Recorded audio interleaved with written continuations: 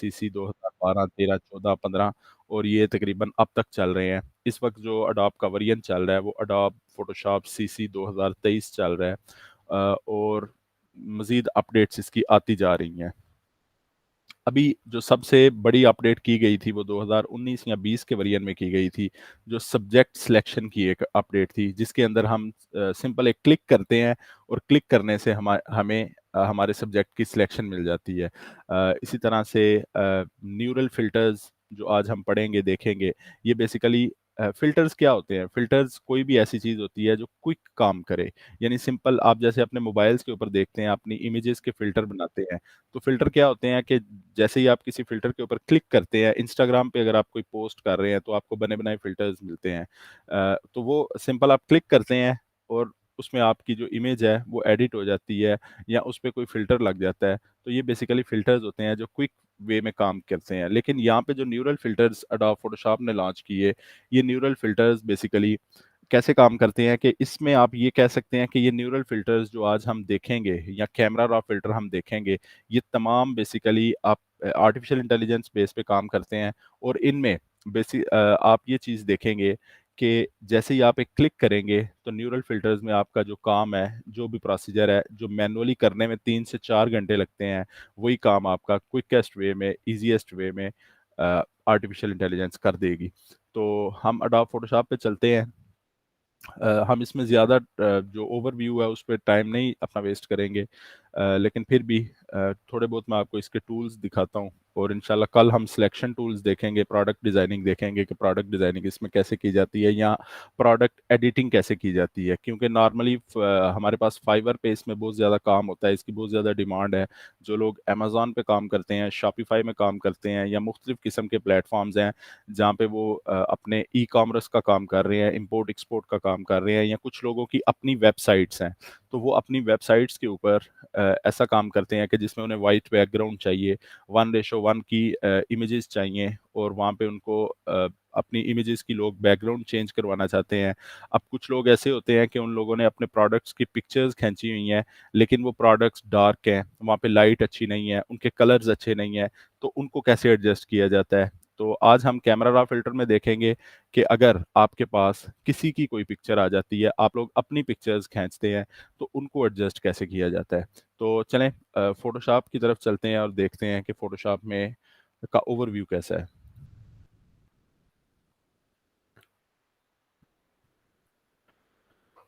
जी, तो फ़ोटोशॉप आप लोगों में से ज़्यादातर लोगों को पता है कि फ़ोटोशॉप में नॉर्मली काम कैसे किया जाता है। थोड़ा बहुत आप लोगों ने यूआई यूएक्स वालों ने भी यूज़ किया हुआ है, ग्राफ़िक्स वालों ने भी यूज़ किया हुआ है और मेरा जो सबसे पसंदीदा सब्जेक्ट है या पसंदीदा सॉफ्टवेयर है वो एडोब फ़ोटोशॉप है और अल्हम्दुलिल्लाह मुझे इसमें अच्छी कमांड है और मेरा इसमें बड़ा वाइड एक्सपीरियंस है। मुझे काफ़ी अरसे से मैं इसमें काम कर रहा हूँ। तो एडोब फ़ोटोशॉप की स्क्रीन आप लोगों के सामने है।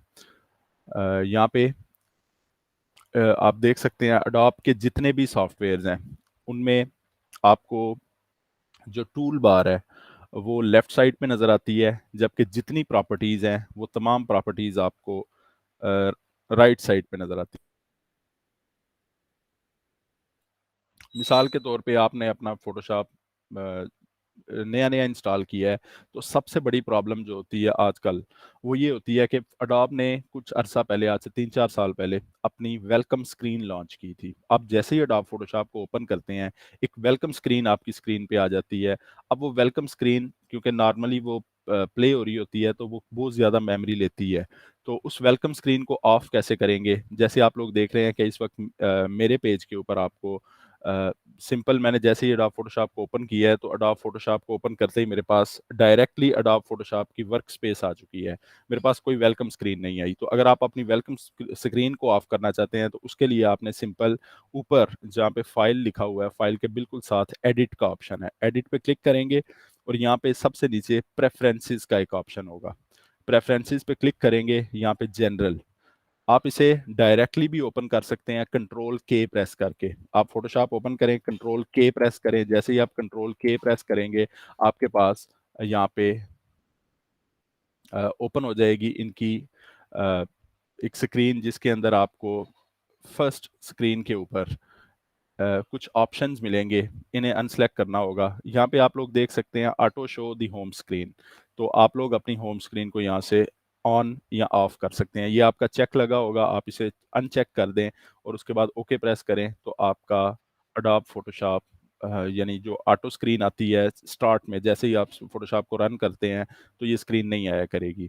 सेकंड चीज़, यहाँ पे एक और चीज़ है जो आप लोग चेंज कर लीजिएगा। आप लोग यहाँ पे एक ऑप्शन देखेंगे स्क्रैच डिस्क। तो जैसे ही scratch disk sorry scratch disk नहीं इसमें था, हाँ परफॉर्मेंस, स्क्रैच डिस्क के ऊपर है परफॉर्मेंस का ऑप्शन है। तो यहाँ पे ये बताता है बेसिकली कि आपके कंप्यूटर के अंदर रैम कितनी है। तो आप लोग अपनी रैम कोशिश करें कि इसे या तो फुल कर दें कि अडोब फोटोशॉप मेरी मुकम्मल रैम को यूटिलाइज कर सकता है, या फिर इसे कम से कम जितनी आपकी फुल रैम है उससे थोड़ा सा कम रखिएगा।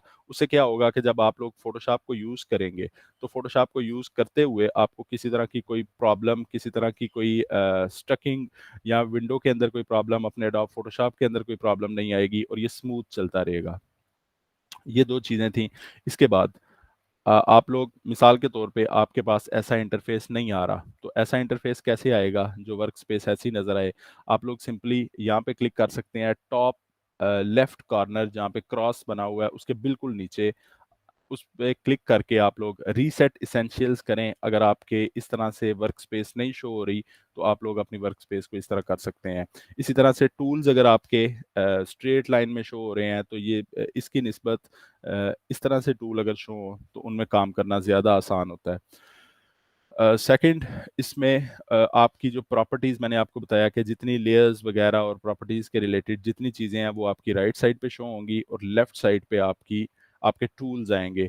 और जब आप किसी टूल को सिलेक्ट करते हैं तो उसकी जो प्रॉपर्टीज़ हैं वो आपको यहाँ टॉप पे नज़र आएंगी आपकी मेन्यू बार के बिल्कुल नीचे। तो अभी हम एक कैनवस डिज़ाइन करते हैं, क्रिएट करते हैं एक कैनवस और देखते हैं आगे। तो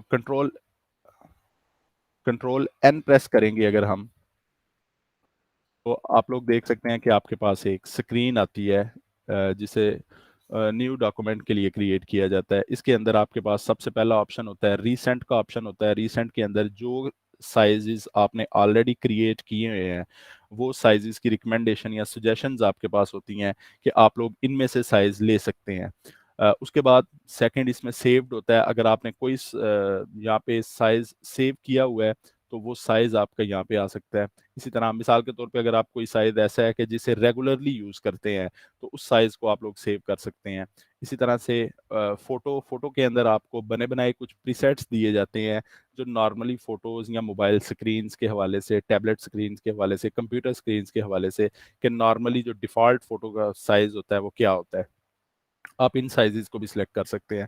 इसी तरह से नेक्स्ट ऑप्शन यहाँ पे आता है प्रिंट का, तो प्रिंट के अंदर भी सेम प्रोसीजर है कि आपको बने-बनाए कुछ साइज़ेज़ मिलते हैं। जैसे मिसाल के तौर पे आप लोग कोई ऐसी एडिटिंग करना चाहते हैं जिसकी पीडीएफ बनेगी, लेकिन आप साइज़ रखना चाहते हैं ए4 का, तो अब आपको ए4 पेज का साइज़ नहीं पता, तो आप लोग सिंपली यहाँ पे आके ए4 पे क्लिक करें और ए4 का साइज़ आपके पास आ जाएगा, आप क्रिएट कर सकते हैं। आर्ट एंड इलस्ट्रेशन में अब ये फ़ोटोशॉप ने कुछ अरसा पहले मेरे ख्याल में 2015-16 में लॉन्च किया था कि हम यहाँ पे वेक्टर बेस्ड काम भी थोड़ा बहुत कर सकते हैं। तो अगर आप आर्ट एंड इलस्ट्रेशन में से किसी आर्ट बोर्ड को सिलेक्ट करते हैं, तो ये बेसिकली एडोब इलस्ट्रेटर की तरह ही काम करता है और आपके पास एक ऐसी फाइल आ जाती है जो वेक्टर बेस्ड फाइल होती है। लेकिन आप जैसे ही इस फाइल को अगर जेपीजी में सेव करते हैं या पीएनजी में, तो ये वेक्टर से रास्टर में कन्वर्ट हो जाती है। इसके अलावा सेकंड हमारे पास वेब का ऑप्शन आता है। तो क्योंकि अडोब फोटोशॉप में पहले यूआई यूएक्स डिज़ाइनिंग भी हुआ करती थी और अभी भी हो रही है, तो इसमें फिर आप लोग वेब के रिलेटेड भी स्क्रीन्स ले सकते हैं। इसी तरह से मोबाइल की स्क्रीन्स हैं, तो मोबाइल की स्क्रीन्स भी यूआई यूएक्स डिज़ाइनिंग के लिए नॉर्मली यूज़ होती हैं। तो यहाँ पे मैंने आपको बताया था कि अडोब एक्सडी के अंदर हम अगर हमारे पास कोई पीएसडी फाइल बनी हुई है तो उसे विद लेयर्स आप उसी तरह से सोर्स फाइल के तौर पे ही अडोब एक्सडी में भी ओपन कर सकते हैं। अक्सर ऐसे होता है कि फ्रीलांसिंग के दौरान हमारे पास कुछ क्लाइंट्स ऐसे आ जाते हैं कि जिनके पास पीएसटी फाइल्स होती हैं, यानी उन्होंने जिससे पहले काम करवाया होता है वो अडोब एक्सडी या फिग्मा के ऊपर नहीं करवाया होता, तो फिर वो फाइल्स हम फोटोशॉप के अंदर भी एडिट कर सकते हैं और इसके अलावा उन फाइल्स को हम एडोब एक्सडी के अंदर भी डायरेक्टली ओपन कर सकते हैं। फिल्म एंड वीडियो मैंने आपको बताया कि एडोब फोटोशॉप के अंदर वीडियो एडिटिंग भी की जा सकती है। तो यहाँ पे हमारे पास कुछ साइजेस हैं जो वीडियो के रिलेटेड साइजेस हैं। तो ये बेसिकली हमारा जो न्यू डॉक्यूमेंट क्रिएट करने के लिए एक इंटरफेस था वो था। हम यहाँ पे एक साइज ले लेते हैं 2000 बाई 2000। यहाँ पे सबसे पहले आपके पास प्रीसेट डिटेल में अनटाइटल्ड, यानी अगर आप कोई नाम रखना चाहते हैं अपनी फाइल का, आप यहाँ से नाम चेंज कर सकते हैं, ये बाद में भी किया जा सकता है। उसके बाद आपके पास विड्थ आ रही है कि आपका जो नया कैनवस होगा जो आप क्रिएट करेंगे उसकी विड्थ कितनी होगी, पिक्सल में होगी, इंचज में होगी, सेंटीमीटर्स में, मिलीमीटर, पॉइंट या पिकास्ट में, आप ये सिलेक्ट कर सकते हैं। तो हम नॉर्मली पिक्सल्स के अंदर ही यूज़ करते हैं। इसी तरह से हाइट है 2000 बाई 2000, और इसके बाद ओरिएंटेशन है। मिसाल के तौर पे ओरिएंटेशन मैं आपको ऐसे बता देता हूँ कि हम A4 का एक पेज लेते हैं जिसकी जो पिक्सल्स के अंदर बन रही है ये 2400 इसकी विड्थ है और 35,000 इसकी हाइट है। अब ये बेसिकली क्या है कि जिस तरह से एक मोबाइल स्क्रीन होती है ये उस तरह से हमें शो हो रहा है पोर्ट्रेट के अंदर। तो पोर्ट्रेट क्या होता है और लैंडस्केप क्या होता है ये मैं आपको बता देता हूँ। लेकिन अभी के लिए आप ये देखें कि अगर आप इसको पोर्ट्रेट है यानी लंबाई के अंदर कोई चीज़ है आपके पास, तो आप अगर इसे दूसरी तरह कन्वर्ट करना चाहते हैं कि इसकी विड्थ 3500 हो जाए और इसकी हाइट 2400 हो जाए, जबकि पहले क्या था कि इसकी विड्थ 2400 थी और इसकी हाइट 3500 थी। तो आप यहाँ से देख सकते हैं कि जैसे ही मैं इसे पोर्ट्रेट से लैंडस्केप में कन्वर्ट कर रहा हूँ तो इसकी हाइट विड्थ में बदल रही है, विड्थ हाइट में बदल जाती है। तो इस तरह से आप लोग किसी भी चीज़ की ओरिएंटेशन चेंज कर सकते हैं। इसमें अगर आप लोग टिक लगा देते हैं आर्ट बोर्ड पे तो इसका मतलब कि ये कैनवस रास्टर बेस नहीं बनेगा। जब आप इस साइज को क्रिएट करेंगे तो ये बेसिकली आपके पास आर्ट बोर्ड क्रिएट होगा। तो हम यहाँ पे आर्ट बोर्ड नहीं बनाएंगे क्योंकि फोटोशॉप के अंदर नॉर्मली आर्ट बोर्ड पे काम नहीं किया जाता। हाइट इसमें हमने 2000 रखी। इसके बाद रेजोल्यूशन आती है। अगर आप लोगों को पता होना चाहिए, आप लोगों ने ग्राफिक डिजाइनिंग का कुछ ना कुछ पढ़ा हुआ है कि जब भी आप कोई ऐसा काम कर रहे हैं कि जो आपका काम आगे जाके प्रिंट होगा, मिसाल के तौर पे आप किसी के लिए कोई डॉक्यूमेंट क्रिएट कर रहे हैं, कोई लोगो क्रिएट कर रहे हैं, तो उसकी मिनिमम रेजोल्यूशन आप 300 रेजोल्यूशन रखेंगे। ये 300 क्यों रखी जाती है, आप लोग इसके मुतालिक पढ़ भी सकते हैं कि 300 और 600 रेजोल्यूशन या 300 और 72 रेजोल्यूशन में क्या फ़र्क होता है गूगल के ऊपर।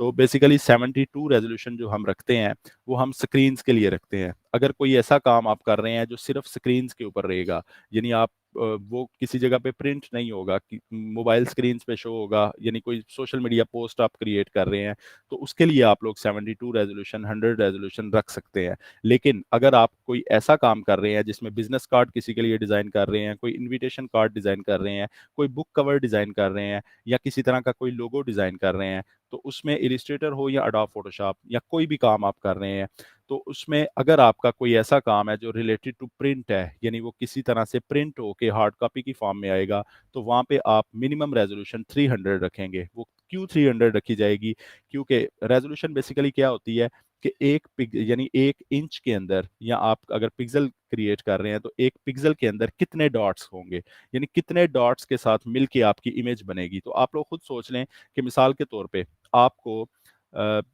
72 डॉट्स दिए जाएं और कहा जाए कि आप लोग अपना नाम लिखें 72 डॉट्स के साथ, तो जाहिर है आप लोग 72 डॉट्स के साथ उसे मुकम्मल करेंगे अपने नाम को। और इसी की निस्बत अगर आपको 300 डॉट्स दिए जाएं और कहा जाए कि आप लोग अपना नाम लिखें, तो आप अपना नाम क्लियरली लिख सकते हैं। आपके पास ये खदशा नहीं होगा कि आपके डॉट ख़त्म ना हो जाएं, या आपको ये कहा जाए कि आपको 10 मिलीलीटर इंक दी जा रही है, इस इंक के साथ आपने एक लेटर लिखना है, और इसी तरह कहा जाए कि 72 मिलीलीटर और 300 मिलीलीटर, तो यहाँ पे 72 मिलीलीटर के अंदर आपको अगर पूरा एक लेटर लिखना है, तो उसमें ज़ाहिर है आपको ये भी खदशा है कि आपकी इंक खत्म ना हो या दूसरी इसी तरह की कुछ प्रॉब्लम्स फेस करना पड़ सकती हैं। जबकि 300 के अंदर आपको ये प्रॉब्लम नहीं होती। तो 300 रेजोल्यूशन हम जब भी प्रिंट के अंदर रखते हैं, जब भी कोई ऐसा काम कर रहे हैं जो प्रिंट होगा, तो उस काम के अंदर नॉर्मली हम 300 रेजोल्यूशन, या नॉर्मली अगर आप लोग देखें कि जो माइक्रोसॉफ्ट ऑफिस के डॉक्यूमेंट्स होते हैं तो उनकी जो रेजोल्यूशन होती है वो 600 रेजोल्यूशन होती है, यानी वो क्लियर प्रिंट आता है जब भी आप उसे प्रिंट करते हैं किसी भी पीडीएफ को। तो अगर आप इस चीज़ को याद रखिएगा कि 72 और 300, 72 आप तब रख सकते हैं जब आपका काम स्क्रीन्स के ऊपर रहेगा, यानी वो किसी तरह पे सोशल मीडिया पोस्ट के तौर पे यूज़ होगा, या नॉर्मली हम लोग अगर अडोब एक्सडी के अंदर फिग्मा के अंदर यूआई यूएक्स डिजाइनिंग करते हैं तो वो नॉर्मली 72 या 100 पिक्सल के अंदर की जाती है, क्योंकि वो कभी प्रिंट नहीं होगा। इसी तरह से फिर नीचे आपके पास आरजीबी आता है। तो आरजीबी और सीएमवाई के, ये दोनों भी यही चीज़ है कि आरजीबी आप तब यूज़ करेंगे जब आपका काम स्क्रीन्स पे रहेगा। इसके बारे में मैं आपको बता चुका हूँ ऑलरेडी कि तकरीबन 16 मिलियन कलर्स हैं जो इसमें यूज़ हो रहे हैं आरजीबी कलर के अंदर, जबकि सीएमवाईके के अंदर कुछ ही कलर्स हैं जो टोटल मेरे ख्याल में 16 लाख या कुछ इस तरह से कलर्स हैं। तो 16 लाख कलर सीएमवाईके के अंदर हैं, जबकि 1 करोड़ से ऊपर कलर्स हैं जो आरजीबी के अंदर है। तो होता क्या है बेसिकली, अगर हम कोई फाइल ऐसी क्रिएट कर देते हैं जो आरजीबी है और उसे अब प्रिंट करना पड़ गया है, तो प्रिंट करते हुए अगर क्योंकि हमारे जो नॉर्मली प्रिंटर्स हैं वो सीएमवाईके बेस होते हैं, तो अगर आप लोग किसी तरह की कोई फाइल प्रिंट करते हैं, तो अगर प्रिंटर के पास वो कलर मौजूद ही नहीं है, अब 16 लाख और 1 करोड़ से आप खुद देख सकते हैं कि काफ़ी ऐसे कलर्स हैं, तकरीबन 84 लाख कलर्स हैं जो प्रिंटर के पास मौजूद नहीं है। तो अगर आप लोग कोई फाइल आरजीबी में क्रिएट करते हैं और उसका प्रिंट निकालने जा रहे हैं, तो प्रिंटर क्या करता है कि वो आपको उससे मिलता जुलता कलर दे देता है, और फिर लोगों को ये प्रॉब्लम होती है कि हमने फाइल इस कलर में बनाई थी लेकिन जब प्रिंट निकाल रहे हैं तो इसका कलर कुछ और आ रहा है। तो इसलिए इस चीज़ का भी ख्याल रखिएगा कि जब भी आप लोग प्रिंट के लिए कोई फाइल क्रिएट करने जा रहे हैं, तो आप लोग अडोब इलिस्ट्रेटर में है या अडोब फोटोशॉप में है, आप लोग CMYK कलर स्कीम यूज़ करेंगे। लेकिन अगर आप लोग कोई ऐसा काम कर रहे हैं जैसे यूआई यूएक्स डिज़ाइनिंग है, या फिर नॉर्मली हम कोई ऐसी फाइल क्रिएट करने जा रहे हैं जो स्क्रीन्स के ऊपर रहेगी, तो स्क्रीन्स क्योंकि आरजीबी या एसआरजीबी पे काम करती हैं, तो आप लोग आरजीबी रख सकते हैं और आरजीबी में फाइल क्रिएट करेंगे। इसके बाद बैकग्राउंड है। बैकग्राउंड के लिए नॉर्मली वाइट ही यहाँ पे रखा जाता है कि आप जब इसे क्रिएट करेंगे तो कौन सी बैकग्राउंड चाहते हैं। तो इसी तरह उसके बाद आपके पास कलर प्रोफाइल है, डोंट कलर मैनेज, ये डिफ़ॉल्ट ही रहने दें जो जो चीज़ें नीचे मौजूद हैं। हम क्रिएट करेंगे, जैसे ही हमने क्रिएट किया हमारे पास एक बोर्ड आ गया। अच्छा, अभी जो अडोब फोटोशॉप की एक लेटेस्ट अपडेट आई है उसके अंदर इन्होंने क्या किया है कि ये आपको एक बार शो करते हैं नीचे। ये आप देख सकते हैं एक बार शो हो रही है, तो आपकी तमाम फाइल्स के ऊपर क्विक काम करने के लिए ये यहाँ पे बटन शो करते हैं। अब जैसे मैंने नई फाइल क्रिएट की तो ये मुझे यहाँ पे बटन दे रहा है इंपोर्ट इमेज का। जैसे ही मैं यहाँ पे टेक्स्ट का आइकॉन सेलेक्ट करता हूँ तो ये मुझे यहाँ पे टेक्स्ट के रिलेटेड तमाम प्रॉपर्टीज शो कर देगा कि आप फॉन्ट चेंज करना चाहते हैं, फॉन्ट चेंज कर ले आप। 35 या जो भी उसका फॉन्ट का कलर, फॉन्ट का साइज, फॉन्ट का स्टाइल यहाँ से मैं चेंज कर सकता हूँ। तो जो भी टूल मेरे पास होगा उसकी प्रॉपर्टीज ये मुझे नीचे शो कर देता है। इसी तरह से अगर मैं सिलेक्शन टूल यहाँ पे सिलेक्ट करता हूँ, तो जैसे ही मैंने सिलेक्शन टूल सेलेक्ट किया तो इसमें मुझे आ रहा है कि आप लोग आप यानी अपनी प्रॉपर्टीज़ को सिलेक्ट कर सकते हैं। अगर आप एक्सपेंड करना चाहते हैं, सिलेक्शन को स्मूथ करना चाहते हैं, आप बॉर्डर्स को सिलेक्ट करना चाहते हैं, और इसी तरह से आपके पास मुख्तलिफ प्रॉपर्टीज़ इसी टूल के रिलेटेड आ जाती हैं। अगर मैं यहाँ पे ब्रश टूल को सिलेक्ट करता हूँ और ब्रश टूल के साथ कोई काम करना चाह रहा हूँ, तो ये यहाँ पे मुझे सिलेक्ट सब्जेक्ट और रिमूव बैकग्राउंड का एक ऑप्शन दे रहा है कि आप यहाँ पे रिमूव बैकग्राउंड करना चाहते हैं तो रिमूव बैकग्राउंड भी कर सकते हैं। अगर आप सब्जेक्ट को सिलेक्ट करना चाहते हैं तो सब्जेक्ट को सिलेक्ट कर सकते हैं। अच्छा, इंपॉर्टेंट चीज़ एक और लास्ट चीज़ जो यहाँ पे रह गई है ओवरव्यू के अंदर, फोटोशॉप लेयर बेस्ड सॉफ्टवेयर है। इसके अंदर लेयर्स के अंदर काम किया जाता है। अडोब इलिस्ट्रेटर की तरह नहीं है कि अडोब इलिस्ट्रेटर में आप लोग क्या करते हैं कि आप लोग काम करते जाते हैं, या नॉर्मली कैनवा या अडोब एक्सप्रेस जो हमने देखा उसके अंदर क्या होता है कि आप लोग काम करते जाते हैं। मिसाल के तौर पे यहाँ पे मैं आपको करके दिखा देता हूँ कि मिसाल के एक लाइन हमने लगाई और इसी के ऊपर हमने रेड लाइन लगा ली, और इसी के ऊपर हमने एक ब्लू लाइन लगा ली। तो अडोब इलिस्ट्रेटर, अडोब फोटोशॉप और बाकी सॉफ्टवेयर्स के अंदर नॉर्मली क्या होता है कि जैसे ही हम ये काम करते हैं, अगर मिसाल के तौर पे अब मैं ब्लू लाइन को नीचे लेके जाना चाहता हूँ, तो मैं ब्लू लाइन को नीचे कर सकता हूँ सिंपली उठा के। रेड को ऊपर लाना चाहता हूँ, मैं इसे ब्रिंग टू फ्रंट करूंगा, ये फ्रंट पे आ जाएगी। ब्लैक को अगर मैं ऊपर लाना चाहता हूँ, इसे मैं ऊपर ला सकता हूँ। लेकिन अडोब फोटोशॉप में ऐसा नहीं है। अब आप देख सकते हैं कि यहाँ पे ये लेयर पैनल है मेरा। अब लेयर पैनल में आप इसे ऐसे समझ सकते हैं कि आपके पास 4 पेजेस हैं। अब अगर ये मैंने 4 लाइंस लगाई हैं तो ये आपके पास 4 पेजेस हैं। अगर आपने ये 4 पेजेस, 4 लेयर्स क्रिएट नहीं की, एक ही लेयर पे आप काम कर रहे हैं, तो इसका मतलब है कि आप अपनी पेंसिल के साथ या अपने बॉल पॉइंट के साथ, किसी भी मार्कर के साथ आप एक पेज पे लाइंस लगाते जा रहे हैं। और अब ये क्योंकि एक ही लेयर पे है, तो अब आप अगर एक पेज पे लगाते जा रहे हैं लाइंस, तो अब अगर आपको उस पेज से उन लाइंस को उठाना है, तो उसका कोई तरीकाकार नहीं है कि आप उस पेज से उठा सकें। तो इसका क्या तरीकाकार होता है, आप ये समझें कि आपके पास ट्रांसपेरेंट एक पेजेस हैं, आप लोग क्रिएट करते जाएंगे। ये लेयर पैनल है सारा हमारे पास। लेयर पैनल में आप देख सकते हैं राइट साइड पे बॉटम में नीचे आपके पास कुछ प्रॉपर्टीज आ रही हैं। तो हम यहाँ पे ये प्लस की जो निशान होता है यहाँ पे आप देख सकते हैं, इससे लेयर्स क्रिएट कर सकते हैं। जितनी दफ़ा आप प्लस करते जाएंगे आपकी लेयर्स क्रिएट होती जाएंगी। हम यहाँ पे जब भी काम करेंगे, जब भी कोई चीज़ स्टार्ट करेंगे तो एक लेयर क्रिएट किया करेंगे। हम यहाँ पे प्लस पे क्लिक करते हैं और अभी मैं यहाँ पे एक ब्लू लाइन लगा देता हूँ। इसी तरह से मैं यहाँ पे रेड कलर सेलेक्ट करता हूँ और एक और लेयर क्रिएट करता हूँ। अब मैंने रेड कलर लगा दिया। इसी तरह से मैं यहाँ पे ब्लैक कलर सेलेक्ट करता हूँ, एक न्यू लेयर क्रिएट करता हूँ और मैंने ब्लैक कलर लगा दिया। तो अब आप देख सकते हैं कि मेरे पास 4 लेयर्स है। बैकग्राउंड की लेयर है, बैकग्राउंड के बाद यहाँ पे ब्लू कलर की लेयर है, मेरे पास रेड कलर की लेयर है और मेरे पास ब्लैक कलर की लेयर है। अब अगर मैं इनमें से किसी चीज़ को एडिट करना चाहता हूँ तो वो एडिट कर सकता हूँ। लेकिन इससे पहले क्योंकि मैंने एक ही लेयर पे ये सब कुछ जनरेट कर दिया था तो वहाँ पे मैं इसको एडिट नहीं था कर सकता। तो इस चीज़ का आपने ख्याल रखना है कि अडोब फोटोशॉप के अंदर जब भी आप काम करेंगे, आप लोगों में से काफ़ी लोगों ने अडोब फोटोशॉप को सिर्फ इस मकसद के लिए यूज़ किया होगा कि किसी तरह का कोई मॉकअप वगैरह डिज़ाइन करना है या किसी तरह की कोई इमेज रीसाइज करनी है। तो आप लोगों ने सिर्फ वो इमेज रीसाइज की होगी अभी तक, या अडोब फोटोशॉप के अंदर मॉकअप को एडिट किया होगा या अपनी कोई फाइल मॉकअप के अंदर लगाई होगी। अडोब फोटोशॉप एक बड़ा वाइड रेंज का सॉफ्टवेयर है। आप लोग तकरीबन इसमें तमाम ग्राफिक्स डिजाइनिंग के काम कर सकते हैं। तो आप लोगों ने अडोब फोटोशॉप के अंदर जब मॉकअप क्रिएट किए होंगे या मॉकअप को एडिट किया होगा तो आप लोगों ने देखा होगा कि मॉकअप के अंदर नॉर्मली हंड्रेड्स ऑफ लेयर्स होती हैं। तो basically Adobe Photoshop completely layer based software है, लेयर्स पे काम कर रहा है। तो इसी तरह से अब अगर मैं ब्लैक को नीचे लेके जाना चाहता हूँ तो सिंपली उस लेयर को उठा के मैं इसके नीचे रख दूंगा, ये ब्लैक मेरी नीचे चली गई। इसी तरह से ब्लू को अगर मैं ऊपर लाना चाहता हूँ तो मैं ऊपर ला सकता हूँ ब्लू को। आप इन लेयर्स के नाम चेंज कर सकते हैं सिंपली, जहाँ पे ये लेयर 1, लेयर 2, लेयर 3, 0 लेयर्स लिखा हुआ है, आप इस जहाँ पे टेक्स्ट लिखा हुआ है इस पर डबल क्लिक करें। आपकी आप इस लेयर का नाम अपने हिसाब से सेव कर सकते हैं। मैं यहाँ पे बैकग्राउंड रखता हूँ, सेकंड मेरे पास ब्लैक है तो मैं ब्लैक रखूंगा।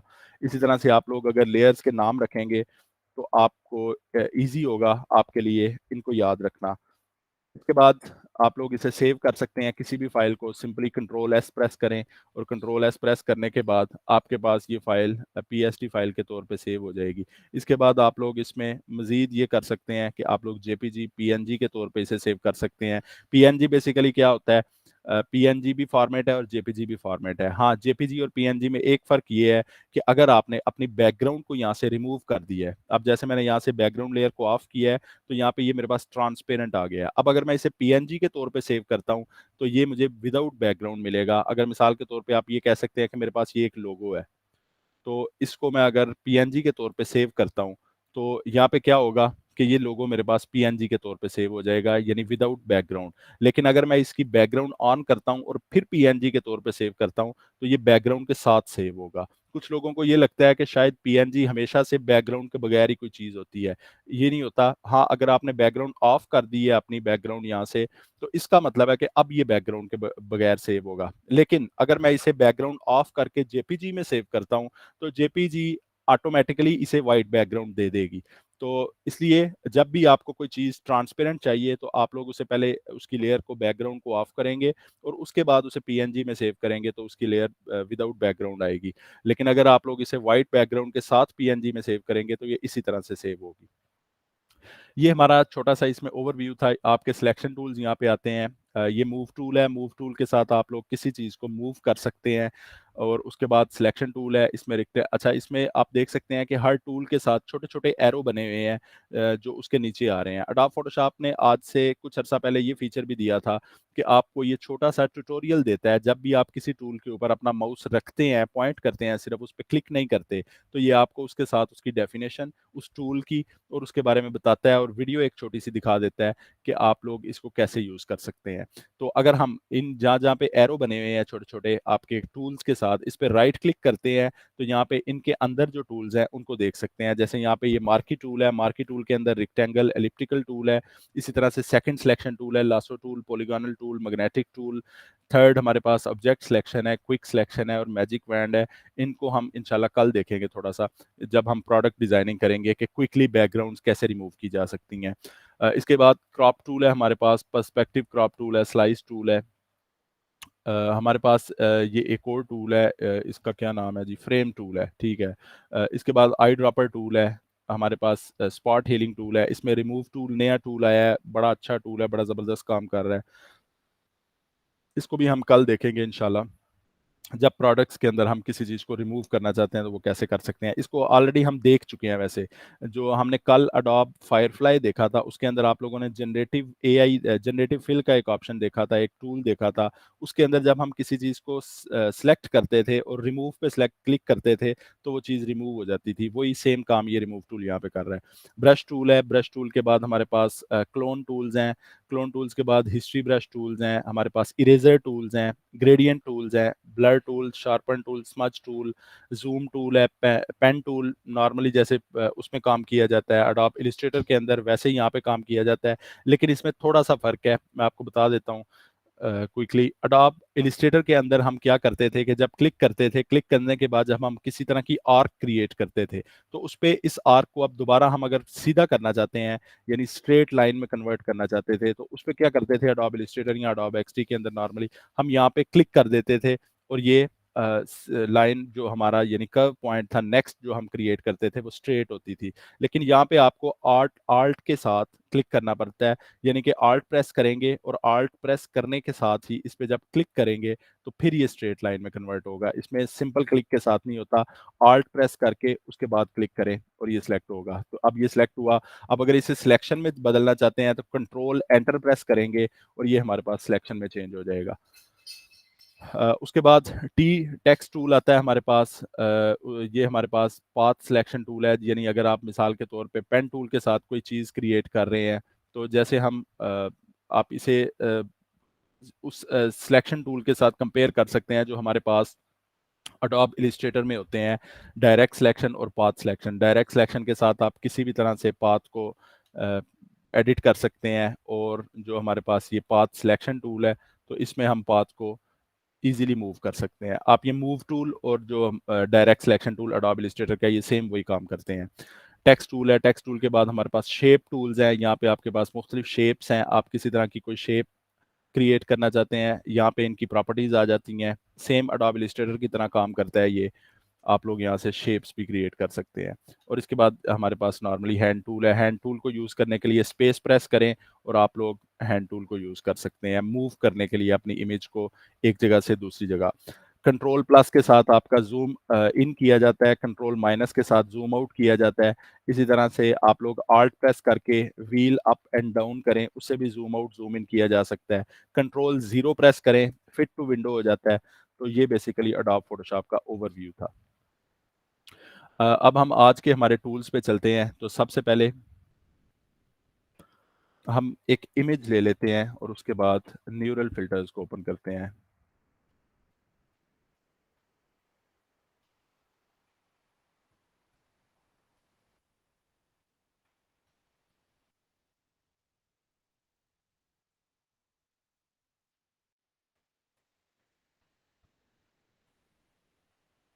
जी, तो मैं गूगल से एक इमेज ले लेता हूँ।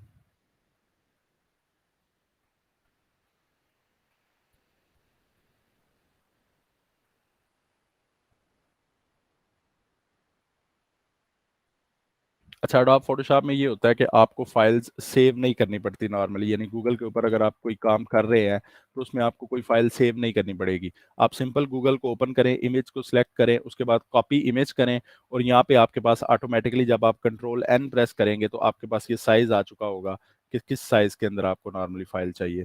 तो मेरे पास, मैं कंट्रोल वी प्रेस करता हूँ तो यहाँ पे मेरे पास इमेज आ चुकी है। अच्छा, आपने देखा कि जैसे ही ये इमेज मैंने यहाँ पे पेस्ट की, इस इमेज को पेस्ट करते ही मेरे पास इस बार के अंदर आप ये इसी वेरिएंट के अंदर आया है। इस बार के अंदर आप देखें मेरे पास सिलेक्ट सब्जेक्ट और रिमूव बैकग्राउंड का ऑप्शन आ चुका है। अगर मैं रिमूव बैकग्राउंड पे क्लिक करता हूँ तो ये ऑटोमेटिकली इसकी बैकग्राउंड रिमूव कर देगा। इस चीज़ को हम कल देखेंगे इंशाल्लाह कि इसको मैनुअली कैसे यूज़ किया जाता है। तो यहाँ पे आप देख सकते हैं कि इसने परफेक्टली बैकग्राउंड रिमूव कर दी है। अगर किसी तरह की कोई सिलेक्शन करना चाहते हैं इसमें हम, तो वो हम अपने लेयर पैनल के अंदर जाके कर सकते हैं। कल हम इसको मास्किंग को भी देखेंगे कि मास्किंग कैसे की जाती है, अगर किसी चीज़ को रिमूव कर दिया जाए उसको वापस कैसे लाया जाएगा, और मास्किंग क्या होती है। अभी मैं न्यूरल फिल्टर्स को ओपन करता हूं, तो न्यूरल फिल्टर्स आपको कहाँ पे मिलेंगे? ऊपर मेन्यू बार है, file, edit, image, layer, type, select, इसके अंदर एक ऑप्शन है फिल्टर। इस फ़िल्टर पे मैं क्लिक करता हूँ, फ़िल्टर के अंदर थर्ड ऑप्शन मेरे पास आता है न्यूरल फ़िल्टर। मैं न्यूरल फ़िल्टर पे क्लिक कर लेता हूँ। जैसे ही मैंने न्यूरल फ़िल्टर पे क्लिक किया, अब मुझे ये न्यूरल फ़िल्टर में डायरेक्टली ले जाएगा। तो ये हमारे पास न्यूरल फ़िल्टर्स हैं। ये ऑलरेडी बने-बनाए कुछ फ़िल्टर्स हैं। इसके अंदर आप लोग स्किन स्मूथिंग कर सकते हैं। मिसाल के तौर पे आपके पास कोई ऐसा क्लाइंट आया है जिसके फेस के ऊपर किसी तरह के कुछ एक्नेज़ हैं या कोई पिंपल्स वगैरह हैं। तो आप इस टूल के साथ उसकी स्किन को स्मूथ कर सकते हैं। स्मार्ट पोर्ट्रेट के अंदर आप लोग किसी के फेस को थोड़ा बहुत चेंज कर सकते हैं, मैनिपुलेशन कर सकते हैं क्विकली।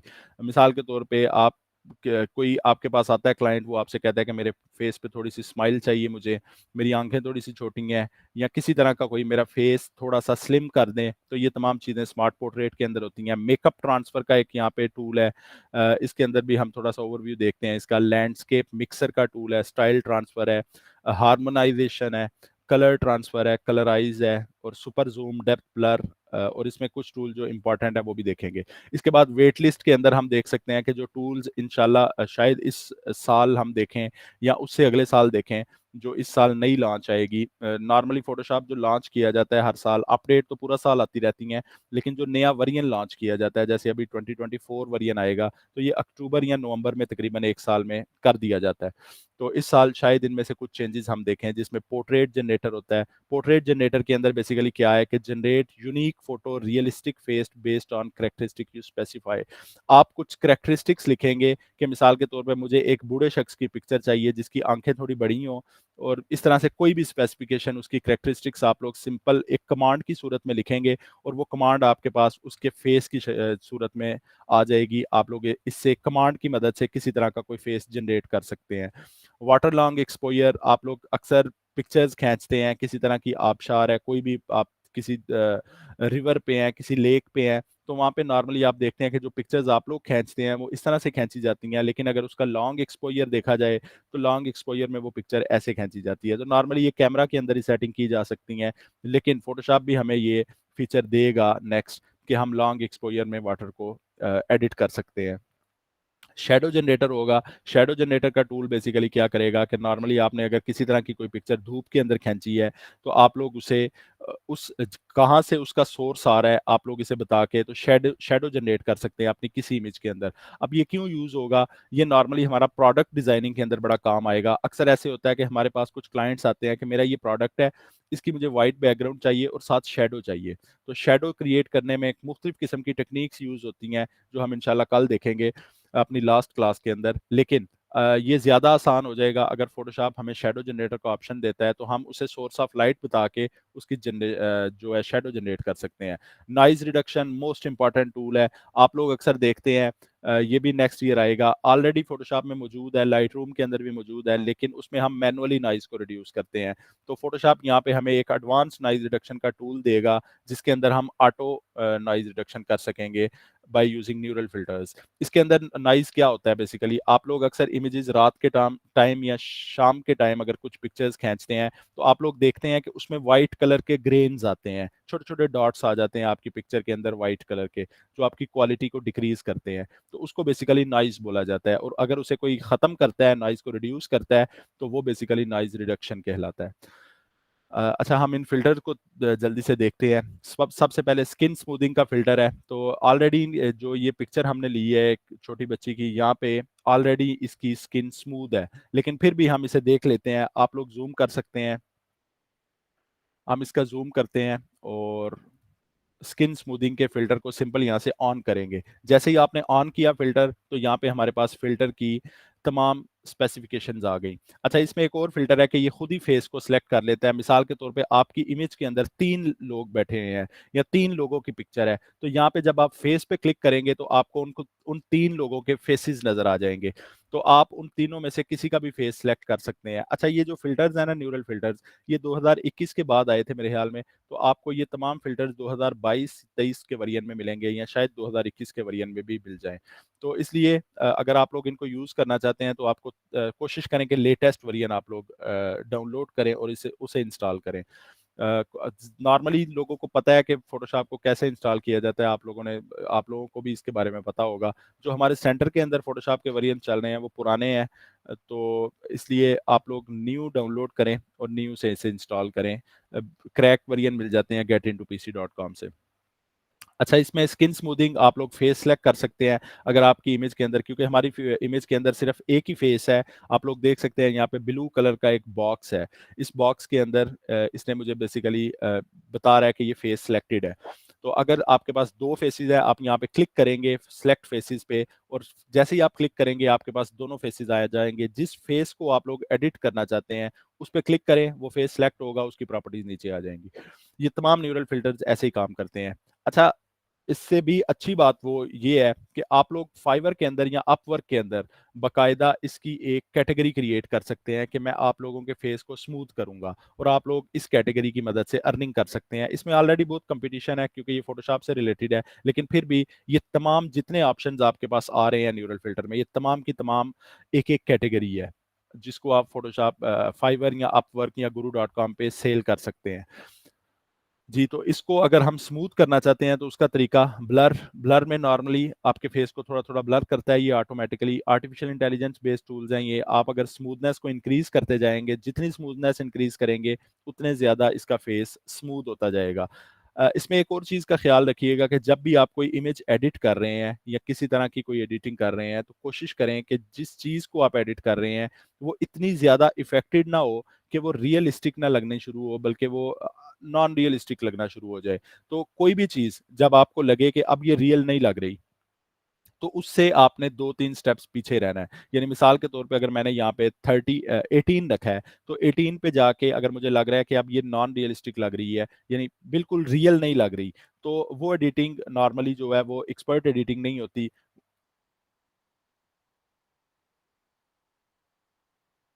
वो बेसिकली नॉन एक्सपर्ट एडिटिंग होती है। तो आप लोगों ने उस स्टेज तक एडिट करना है कि जहाँ तक वो रियल लगती रहे। हम कैमरा रॉ फ़िल्टर को देखेंगे, कैमरा रॉ फ़िल्टर के अंदर भी ये बेसिकली यही किया जाता है। तो यहाँ पे आप किसी का भी फेस स्मूथ कर सकते हैं। ये बिल्कुल रिमूव नहीं करता आपके एक्ने या पिंपल्स को, लेकिन काफ़ी हद तक ये उस फेस को स्मूथ कर देगा। सेकंड इसमें हम देखते हैं, अ, हमारे पास आ रहा है स्मार्ट पोर्ट्रेट का ऑप्शन। हम स्मार्ट पोर्ट्रेट पे क्लिक करते हैं। आप लोग यहाँ पे देखते हैं ऑटो बैलेंस का कॉम्बिनेशन है, आप इसे बंद कर सकते हैं और ऑन भी कर सकते हैं। फेस ऑलरेडी इसने सेलेक्ट कर लिया हुआ है हमारा।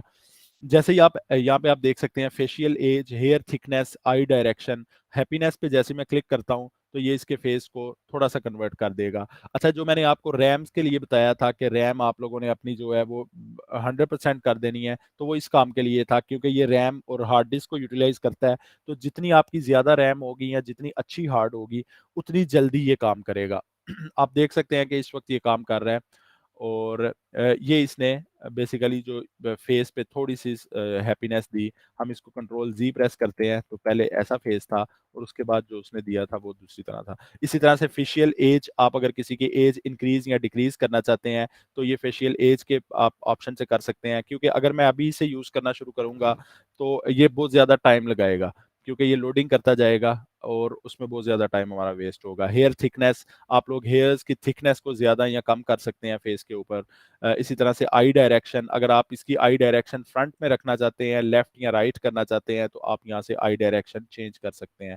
इसी तरह से एक्सप्रेशन का है, उसमें आप सरप्राइज़ या एंगर का एक्सप्रेशन दे सकते हैं। हेड डायरेक्शन थोड़ा-सा टिल्ट होगा। ये नहीं होगा कि ये हेड बिल्कुल मुड़ जाएगा, हेड डायरेक्शन थोड़ा-सा टिल्ट होगा। या इसके अलावा आप लाइट डायरेक्शन और फिक्स्ड हेड अलाइनमेंट। इसी तरह से सेटिंग्स आती हैं, रिटेन यूनिक डिटेल्स, मास्क, फीदरिंग वगैरह। तो नॉर्मल जो इसके अंदर फीचर है स्मार्ट पोर्ट्रेट, यानी अगर आपके पास किसी तरह की कोई किसी की सिंगल इमेज आती है पोर्ट्रेट के अंदर, तो उसको आप लोग यहाँ से एडिट कर सकते हैं। और इसको नॉर्मली मैनिपुलेशन भी बोला जाता है और रीटचिंग भी बोला जाता है।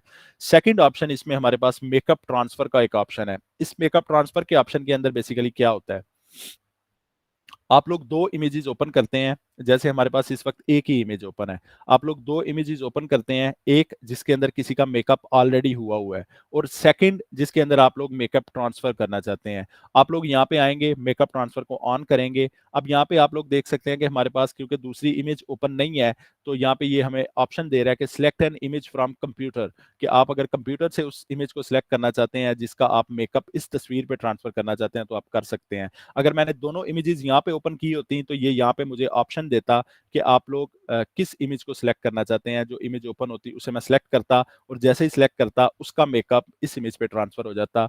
अगेन मैं कहूँगा परफेक्टली काम नहीं करता ये, लेकिन तकरीबन क्योंकि आर्टिफिशियल इंटेलिजेंस है 60 टू 70% बड़ा अच्छा काम करता है। कुछ इमेजेस पे आपको ये परफेक्ट दिखेगा, कुछ इमेजेस पे आपको खुद ही थोड़ा बहुत इसको एडिट करना पड़ेगा। तो ये मेकअप ट्रांसफर का काम ऐसे किया जाता है। इसी तरह से लैंडस्केप मिक्सर का काम है। लैंडस्केप मिक्सर के अंदर क्या किया जाता है कि अगर मिसाल के तौर पे आपने कोई पिक्चर खींची है, इसे हम देख लेते हैं करके। मैं यहाँ से एक पिक्चर लेता हूँ लैंडस्केप की।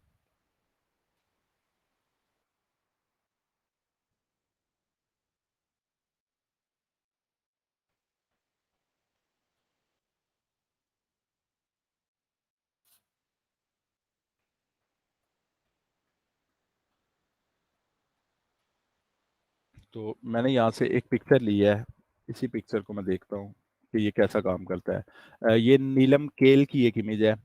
हम फिल्टर पे जाते हैं, न्यूरल फिल्टर्स। न्यूरल फिल्टर के अंदर मैं लैंडस्केप मिक्सर को देखता हूँ। तो लैंडस्केप मिक्सर का टूल मैं फर्स्ट टाइम यूज़ कर रहा हूँ, लेकिन इसमें कहा जाता है कि ये जो चीज़ें आपको दी हुई हैं, आप किसी भी इमेज को इन पिक्चर्स के अंदर चेंज कर सकते हैं। तो हम इस पे क्लिक करते हैं और इसकी प्रोसेसिंग स्टार्ट करते हैं।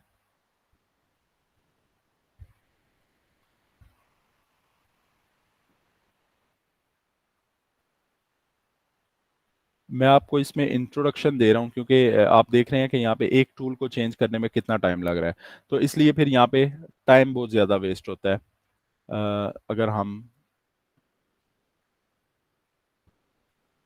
यहाँ पे आपके पास बने बनाए कुछ फिल्टर्स हैं। हम यहाँ पे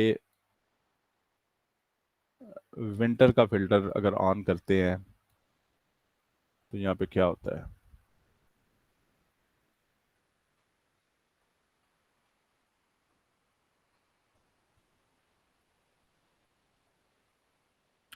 आप लोगों ने देखा कि जैसे ही मैंने यहाँ पे विंटर का फिल्टर ऑन किया है, तो इसने जो हमारी इमेज थी उसे तकरीबन मुकम्मल विंटर में चेंज कर दिया है, यानी सर्दियों की इमेज के अंदर चेंज कर दिया है। इसी तरह से आप लोग इसे मजीद एक्सप्लोर कर सकते हैं। ऑटम है, समर है, स्प्रिंग है, इसी तरह से सनसेट है। अगर यहाँ पे सनसेट को आप ऑन करते जाएंगे तो यहाँ पे सनसेट आ जाएगा।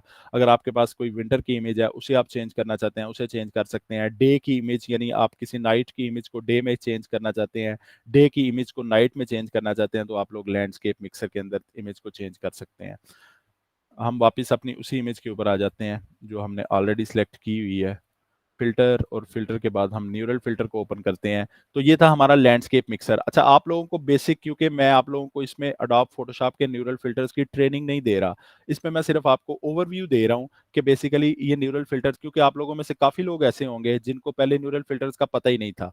तो इस तरह से आपको ओवरव्यू मिलेगा। इसके मुतल्लिक आप लोग मुख्तलिफ जगह से पढ़ सकते हैं, यूट्यूब से आपको ट्यूटोरियल्स मिल जाएंगे, या फिर अगर आप लोग ग्राफिक डिज़ाइनिंग की क्लास ज्वाइन करते हैं हमारे सेंटर में, तो मुझे उम्मीद है कि उस क्लास के अंदर आपको अडोब फोटोशॉप के न्यूरल फिल्टर्स तफसील में बताए जाएंगे। तो स्टाइल ट्रांसफर का ऑप्शन आता है। स्टाइल ट्रांसफर में बेसिकली क्या किया जाता है कि इसमें भी जैसे हमने मेकअप ट्रांसफर के अंदर देखा था, आप लोग सेम उसी तरीके से इसमें अडोब आपको बने बनाई कुछ चीज़ें देता है। आप लोग अपना जो इमेज है उसका यानी जो स्टाइल है वो ट्रांसफर कर सकते हैं किसी भी इमेज का किसी दूसरी इमेज के ऊपर। यहाँ पे आपको कुछ बनी बनाई टेम्पलेट्स भी दी जाती हैं, और अगर आप लोग यहाँ पे जैसे आप मैंने इस पे क्लिक किया तो यहाँ पे हमारी इमेज का स्टाइल जो है वो इस इमेज में कन्वर्ट हो चुका है। इसी तरह से इमेज स्टाइल्स हैं।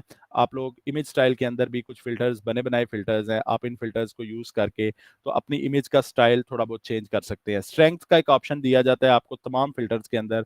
ये बेसिकली ओपेसिटी की तरह काम करता है। अगर आप स्ट्रेंथ कम रखेंगे तो आपके फिल्टर जो लगेगा, जो फिल्टर अप्लाई किया जाएगा, उसकी स्ट्रेंथ कम होगी। अगर आप इसे ज़्यादा करेंगे तो इसमें स्ट्रेंथ ज़्यादा हो सकती है। ये आप ओपेसिटी की तरह ले सकते हैं कि आप जब इस फ़िल्टर को यूज़ करेंगे तो आप इसे एज़ ए ओपेसिटी यूज़ कर सकते हैं कि फ़िल्टर के ऊपर कितनी मिकदार लगेगी किसी भी चीज़ की। इसी तरह स्टाइल ओपेसिटी है, डिटेल है, ब्राइटनेस है, सैचुरेशन है, बैकग्राउंड ब्लर है, ये चीज़ें हम कैमरा रॉ फ़िल्टर के अंदर देखते हैं। हार्मोनाइज़ेशन का एक फ़िल्टर है, इसको हम यहाँ पे यूज़ नहीं कर सकते। हार्मोनाइज़ेशन बेसिकली क्या होती है? हार्मोनाइज़ेशन ये होती है कि मिसाल के तौर पे आपके पास एक इमेज है जो ट्रांसपेरेंट है, आपकी अपनी कोई इमेज है, आप लोग उसकी बैकग्राउंड चेंज करना चाहते हैं। तो जैसे ही आप बैकग्राउंड चेंज करते हैं, आप यहाँ पे देख सकते हैं जो हमारे पास जैसे ही मैंने हार्मोनाइजेशन पे रखा है तो इसमें एक हमारे पास एग्जांपल आ रही है बिल्कुल इसी के साथ जिसमें एक लड़की है उसकी यानी एक वाइट बैकग्राउंड है और ऊपर वाली जो इमेज है उसके अंदर सिर्फ बैकग्राउंड है। तो हार्मोनाइजेशन के अंदर हम दो इमेजेस को मर्ज करते हैं और मर्ज करने के बाद जैसे ही हार्मोनाइजेशन के फिल्टर को ऑन करते हैं तो बेसिकली इसमें हम कलर करेक्शन कर सकते हैं। क्योंकि नॉर्मली सबसे बड़ी प्रॉब्लम ये होती है कि जब आप किसी एक बैकग्राउंड की इमेज को दूसरी बैकग्राउंड पे लगाते हैं तो वहाँ पे कलर्स मैच नहीं होते क्योंकि जो न्यू बैकग्राउंड है उसके कलर्स कुछ और होते हैं। शायद आपने जो पिक्चर खींची है वो धूप में खींची हो या आपने किसी शैडो के अंदर खींची हो और नेक्स्ट जो इमेज हो उसमें लाइट बहुत ज्यादा हो, तो उनको मैच करने के लिए बेसिकली हार्मोनाइजेशन का बटन यूज किया जाता है। कलर ट्रांसफर का ऑप्शन है, कलर ट्रांसफर भी सेम उसी तरह से काम करता है जैसे मैंने आप लोगों को बताया कि मेकअप ट्रांसफर काम करता है, लैंडस्केप मिक्सर या स्टाइल ट्रांसफर काम करता है। आप लोग किसी एक इमेज को सिलेक्ट करके यहाँ पे कलर मैच कर सकते हैं। मिसाल के तौर पे आप लोगों ने कोई लैंडस्केप इमेज खींची है। लैंडस्केप इमेज क्या होती है जो मैंने आपको दिखाई, किसी सीन की इमेज। आपने किसी सीन की इमेज खींची है और अब आप चाहते हैं कि किसी इमेज के कलर्स वगैरह मैं इस इमेज पे लगा दूं, तो उस पे फिर आप लोग क्या कर सकते हैं, इसे ऑन करेंगे, आप जिस इमेज के कलर लगाना चाहते हैं उस इमेज को यहाँ से भी सिलेक्ट कर सकते हैं कुछ फॉर्मेट्स और यहाँ से कस्टम पे क्लिक करें और अपनी इमेज, मिसाल के तौर पे आपने गूगल से कोई इमेज देखी है जिसमें कलर्स बहुत अच्छे हैं, आप चाहते हैं आपकी इमेज के अंदर जो आपने किसी सीन की इमेज खींची है उसके अंदर यही वाले कलर्स नजर आए, यानी आसमान ब्लू हो जाए, वाटर का कलर ग्रीन हो जाए या इस तरह से मुख्तलिफ किस्म की चीज़ें जो आपने किसी इमेज के अंदर देखी हैं, तो आप उस इमेज को सिलेक्ट करेंगे और अपनी इमेज पे अप्लाई करेंगे। वो कलर्स जो किसी और इमेज के थे वो आपकी इमेज के अंदर ट्रांसफर हो जाएंगे और ये क्विकली एडिट कर देगी। उसके बाद कलराइज है, इसको बाद में देखते हैं। ये इंपॉर्टेंट टूल है। सुपर जूम है। सुपर जूम के अंदर क्या किया जाता है कि आपकी इमेज की क्वालिटी को थोड़ा सा इंक्रीज कर दिया जाता है। आप सुपर जूम के अंदर यहाँ पे नॉइज रिडक्शन, अच्छा नॉइज रिडक्शन जहाँ पे भी यूज किया जाएगा इसको बिल्कुल थोड़ा सा यूज किया जाएगा, यानी आप इसे 5-6 पॉइंट्स तक लेके जाएंगे। क्यों? क्योंकि नॉइज रिडक्शन अगर बहुत ज्यादा इंक्रीज कर दिया जाए तो आपकी इमेज कार्टूनिश कार्टूनिश लगना स्टार्ट हो जाती है। जैसे मिसाल के तौर पे मैं इसे 30 मुकम्मल कर देता हूँ, तो जैसे ये मुकम्मल होगा तो हमारी इमेज यहाँ पे कार्टूनिश कार्टूनिश लगना स्टार्ट हो जाती है। मैं आपको ये कैमरा रॉ फिल्टर के अंदर दिखा देता हूँ। डेप्थ ब्लर है। डेप्थ ब्लर क्या होता है? आप लोगों ने देखा होगा कि डीएसएलआर के साथ जब हम किसी तरह की इमेज लेते हैं तो उसमें एक इमेज के अंदर जो एक ब्लर आता है वो ब्लर बेसिकली आप ये कह सकते हैं कि किसी भी कैमरा की इमेज के साथ नहीं आता, तो उसे नॉर्मली डेप्थ ब्लर बोला जाता है, जो हमारी इमेज के पीछे ब्लर आ रहा होता है। तो इसमें आप बेसिकली उसकी फोकल रेंज को एडजस्ट कर सकते हैं किसी भी इमेज की, उसमें ब्लर था या नहीं था, आप लोग यहाँ पे ब्लर ऐड कर सकते हैं। इसमें आप उसे बता सकते हैं कि इसका फोकल डिस्टेंस कितना होगा, इसमें फोकल रेंज कितनी होगी, ब्लर की स्ट्रेंथ कितनी होगी, हेज कितना होगा। हेज के बारे में भी हम देखते हैं, हेज क्या होता है कैमरा रॉ फिल्टर के अंदर। और टेम्परेचर के बारे में भी हम तफसील से अभी पढ़ते हैं कि टेम्परेचर क्या है। तो ये बेसिकली डेप्थ ब्लर था। तो डेप्थ ब्लर किसी भी इमेज के अंदर उसके फेस के हिसाब से ब्लर अगर आप लोग ऐड करना चाहते हैं तो क्योंकि adobe Photoshop artificial intelligence base पे न्यूरल फिल्टर्स को चला रहा है तो ये ऑटोमेटिकली सिलेक्ट कर लेता है कि आपका फेस कौन सा है और ऑटोमेटिकली आपकी इमेज के पीछे ब्लर दे देता है और ब्लर को आप लोग यहाँ से अपनी मर्जी से क्लिक और मैनुअली उसे एडजस्ट कर सकते हैं। जेपीजी आर्टिफैक्ट्स रिमूवल बेसिकली इस तरह से काम करते हैं कि इसके अंदर अगर आपकी इमेज के अंदर किसी तरह का कोई नॉइज रिडक्शन है, किसी तरह के कोई कलर्स वगैरह हैं जिनकी वजह से कलर नॉइज रिडक्शन पैदा हो रहा है, तो ये ऑटोमेटिकली उन्हें रिमूव करता है। इसमें आप लोग देख सकते हैं कि हमारे पास एक इमेज है जो इसी के साथ ये शो कर रहा है एज ए एग्जाम्पल। तो इसमें नॉइज रिडक्शन किया जाता है जो हमारे पास है। इसके बाद लास्ट हमारे पास एक ऑप्शन है फोटो रिस्टोरेशन का। फोटो रिस्टोरेशन का ऑप्शन और कलराइज का ऑप्शन, ये दो मोस्ट इंपॉर्टेंट टूल्स हैं और ये ऐसी कैटेगरीज हैं जो इस वक्त तकरीबन पिछले 6 महीने से फाइवर के ऊपर हॉट सेलिंग जा रही हैं फोटोशॉप के अंदर। इसमें क्या किया जाता है बेसिकली, फोटो रिस्टोरेशन के अंदर आप लोग क्या करते हैं कि मिसाल के तौर पे आपके पास किसी की कोई ब्लैक एंड वाइट पिक्चर है जो फटी हुई है, या उस पर किसी तरह के कोई स्क्रैचेस हैं, या वो इमेज खराब हो चुकी है, तो फोटो रिस्टोरेशन के अंदर आप लोग उस इमेज को ठीक कर सकते हैं। वो इमेज को कैसे ठीक करेंगे, आप लोग यहाँ पे फोटो इन्हांसमेंट कर सकते हैं। इसमें कोई इमेज देख लेते हैं एक एग्जांपल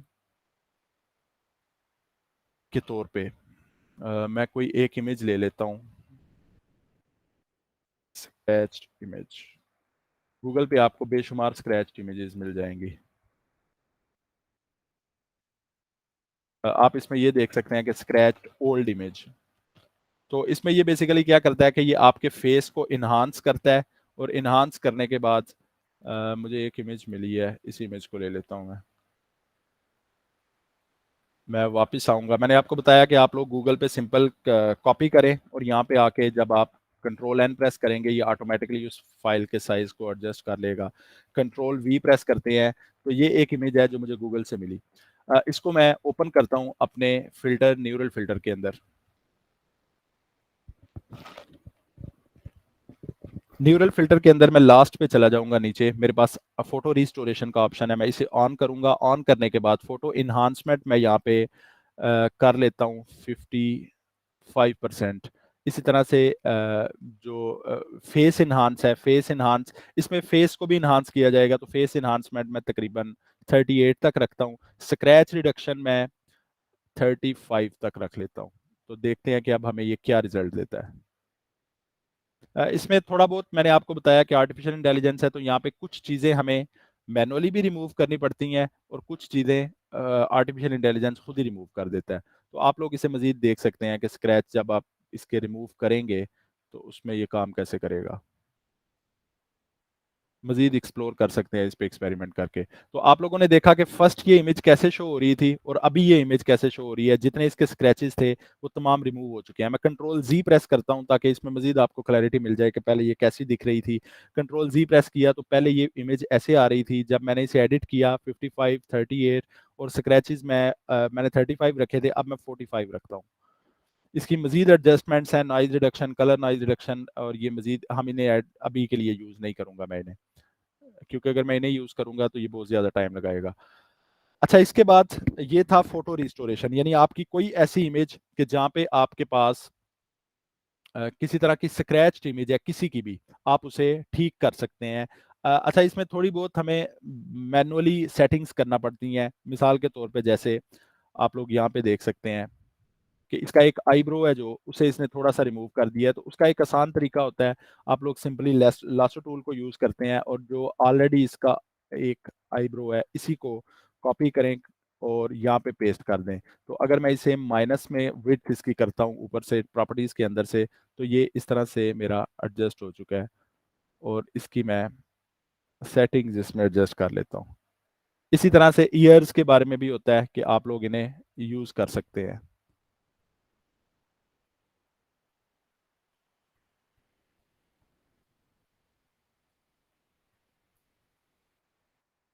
अ, क्योंकि ये मैं क्विकली कर रहा हूँ तो इसमें शायद थोड़ी बहुत कमी हो। अच्छा, ये थी हमारी पिक्चर। इसके बाद थोड़ी सी स्क्रैच यहाँ पे है, तो यहाँ से हम नॉर्मली ईयर को यहाँ पे लगा सकते हैं। यहाँ पे अब सेकंड इसमें ऑप्शन आता है कि आपने ब्लैक एंड व्हाइट थी इमेज किसी की, उसे रीस्टोर कर लिया। रीस्टोर करने के बाद अब आप चाहते हैं कि इस पे कलर हो जाए, तो कलर कैसे होगा?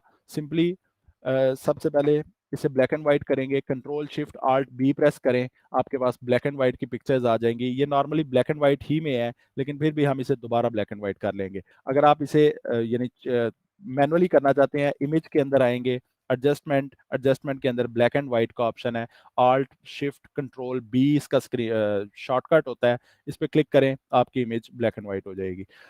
दोबारा मैं फिल्टर में जाऊंगा, न्यूरल फिल्टर्स। न्यूरल फिल्टर को ओपन करते ही, अब पहले मैंने फोटो रिस्टोरेशन की थी, अब मैं इस इमेज को कलर करना चाहता हूं, तो मैं कलराइज पे आऊंगा।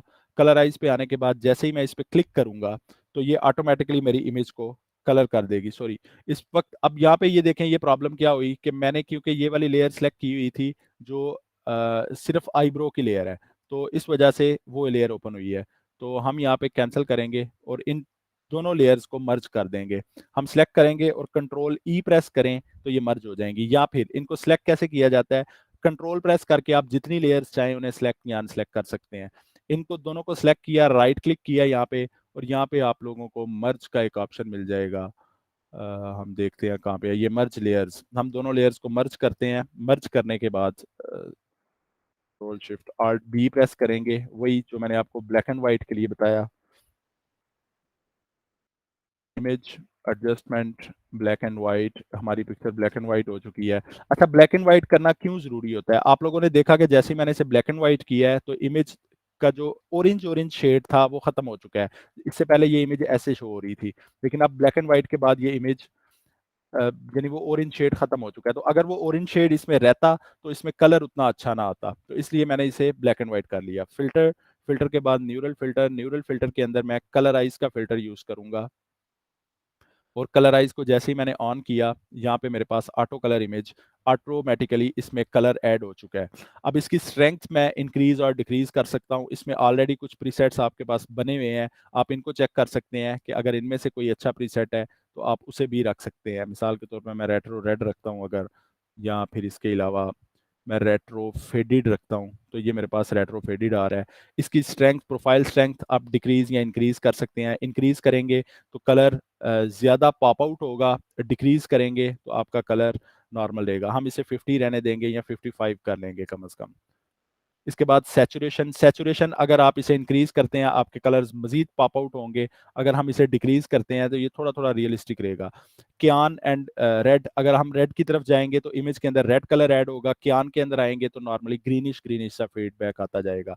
मजेंडा एंड ग्रीन, यहाँ पे मजेंडा कलर ऐड होगा यानी पिंकिश शेड आना शुरू हो जाएगा इमेज के अंदर, यहाँ पे ग्रीन शेड, तो हम यहाँ पे ग्रीन शेड रखते हैं। येलो और ब्लू, तो ब्लू और येलो उसी तरह से अगर हम येलो की तरफ जाते हैं तो येलो कलर आना शुरू हो जाएगा। ब्लू तो नॉर्मली येलो येलो इमेज होती है क्योंकि हमारी स्किन है जो वो ब्राउन है, तो हम यहाँ पे येलो शेड ऐड करेंगे। और इसी तरह से कलर एक्टिव इफेक्ट या नॉइज रिडक्शन है, तो नॉइज रिडक्शन हम इसमें 14 ऐड कर लेते हैं। तो इसको मैं ओके करता हूँ। तो ये इमेज हमारे पास कलर इमेज आ चुकी है जो ऑटोमेटिकली आर्टिफिशियल इंटेलिजेंस बेस्ड है। अब ये पहले कौन सी इमेज थी और अब ये कैसी दिख रही है, तो मैं आपको दिखा देता हूँ। सबसे पहले हमारे पास ये इमेज थी जिसकी हमने एडजस्टमेंट की, ऑटो रिस्टोर किया इसे, हमें कुछ काम नहीं करना पड़ा, ये 1 से 2 मिनट का काम था। हमने इसे क्लिक किया, ये आर्टिफिशियल हमारे पास इंटेलिजेंस ने ऐसी इमेज दे दी। हाँ, इसमें कुछ एडजस्टमेंट्स आपको करनी पड़ती हैं, जैसे यहाँ पे ये डॉट है, ये बैकग्राउंड थोड़ी सी एडजस्ट करनी है, तो ये क्लोन टूल के साथ भी किया जा सकता है। और जैसे मैंने आपको बताया कि रिमूव टूल जो फोटोशॉप ने दिया है, तो ये चीज़ हम रिमूव टूल के साथ भी कर सकते हैं। रिमूव टूल सिंपली इसको क्लिक करेगा, यानी सिलेक्ट करेंगे हम, और रिमूव टूल इसे ऑटोमेटिकली एडजस्ट करेगा और रिमूव कर देगा। आप देख सकते हैं रिमूव टूल ने खुद ही उसे रिमूव कर दिया है। इसी तरह से इसको भी मैं क्लिक करूंगा और जैसे ही मैं इसे ब्रश के तौर पे यूज करता हूँ ये ऑटोमेटिकली उसे एडजस्ट कर रहा है। इसी तरह मैं इसका साइज थोड़ा छोटा करता हूँ, यहाँ पे क्लिक करता हूँ, यहाँ से इसे रिमूव कर दिया गया। अगर मैं इस पे भी चेक करूँ क्या करता है, तो यहाँ पे इसने थोड़ा सा इसे डिस्टॉर्ट कर दिया है, लेकिन फिर भी आप लोग दूसरे ईयर को इस पे यूज कर सकते हैं। इसी तरह से जो ये वाली एडजस्टमेंट्स हैं इस पे क्लिक करेंगे तो ऑटोमेटिकली रिमूव टूल इसे भी एडजस्ट कर देगा। तो इस तरह से आप लोग अपनी इमेज को क्रिएट कर सकते हैं और उसके बाद उस पर कलर कर सकते हैं। कलर के बाद हमारे पास जो इमेज आई वो ये थी। तो ये थे आपके basically neural filters. Neural filters मैंने आपको फर्स्टली बताया था, न्यूरल फिल्टर्स क्या काम करते हैं।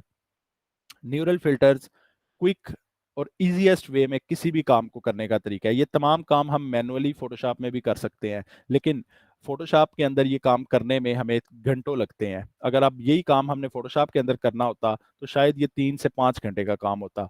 तो इसलिए मैं आपसे कह रहा हूं कि अपनी फील्ड के अंदर कोशिश करें, अपडेटेड रहें। आपकी बेसिक फील्ड वही है जो आपने काम सीखा है।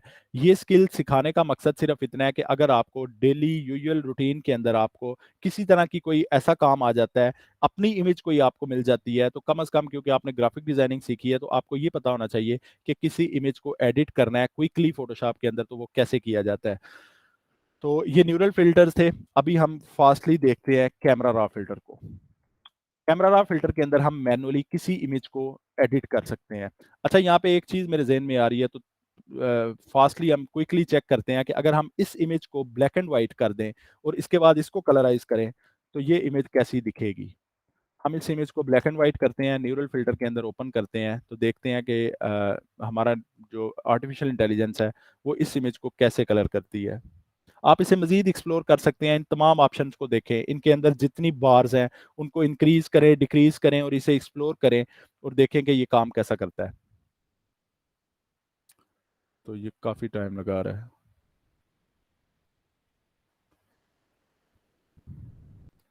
मैं इस पे ई एस ब्रिज करता हूँ और अब इसको चेक करते हैं न्यूरल फिल्टर के अंदर। जी, तो ये मेरे पास इमेज की प्रॉपर्टीज ओपन हो चुकी हैं। मैं इस पे कलराइज पे क्लिक करता हूँ और देखते हैं। अच्छा, इसमें एक और चीज़ है, आप लोगों ने देखा कि इसने उस तरह से कलर तो नहीं किया, लेकिन काफ़ी हद तक बेहतर कलर है। तो इसमें हम इसकी प्रोफाइल को वही रेट्रो फेडेड रखता हूँ मैं। आप लोग रेट्रो फेडेड ना भी रखें तो ठीक है। प्रोफाइल स्ट्रेंथ है, अब यहाँ पे आप देख सकते हैं कि रेड कलर बहुत ज़्यादा यूज़ किया गया है या पिंकिश। तो अगर हम इसकी सैचुरेशन डिक्रीज करते हैं तो इससे क्या होगा कि ये जो कलर इस पे यूज़ किया गया है वो बेसिकली कम होता जाएगा। इसी तरह से हम अगर क्यान की तरफ चले जाएं, यहाँ से ग्रीन की तरफ और यहाँ से येलो की तरफ ओके करते हैं, तो ये हमारे पास बेसिकली इस तरह की इमेज आई। इस पे थोड़ा सा रेड शेड आया है जो इसमें नहीं था एग्जैक्ट इमेज में, लेकिन यहाँ पे काफ़ी हद तक उसका फेस ठीक है। इसी तरह से अगर मिसाल के तौर पे आपके पास कोई ऐसी इमेज है, मिसाल के तौर पे हमने एक इमेज ली थी यहाँ पे, ये वाली इमेज, तो अगर आप इस तरह की कोई इमेज कलराइज करते हैं तो फोटोशॉप को, आर्टिफिशियल इंटेलिजेंस को पता है कि यहाँ पे स्काई है, स्काई का कलर ब्लू होता है, पौधों का कलर ग्रीन होता है, ट्रीज का कलर क्या होता है। तो इस तरह से ये ऑटोमेटिकली डिटेक्ट करता है। और अगर हम इस इमेज को देखते हैं, कंट्रोल शिफ्ट ऑल्ट भी ब्लैक एंड वाइट करते हैं और इस इमेज को मैं मर्ज करता हूँ और यहाँ पे मैं न्यूरल फिल्टर ओपन करता हूँ। फास्टली हम देखते हैं कि ये कैसी लगेगी इमेज।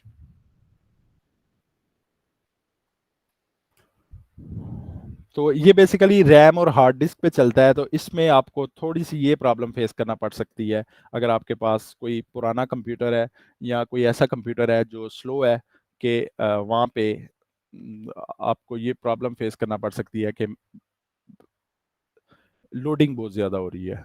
तो दोबारा मैं इसको देखता हूँ, अगर एक दफ़ा ओपन नहीं हो रही तो शायद इस दफ़ा जल्दी ओपन हो जाए।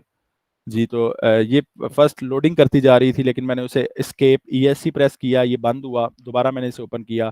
मैं इस पे कलराइज करता हूँ क्विकली। कलराइज में आप देख सकते हैं इसने जो कलर्स किए ये पिछले कलर से मिलते जुलते कलर्स हैं।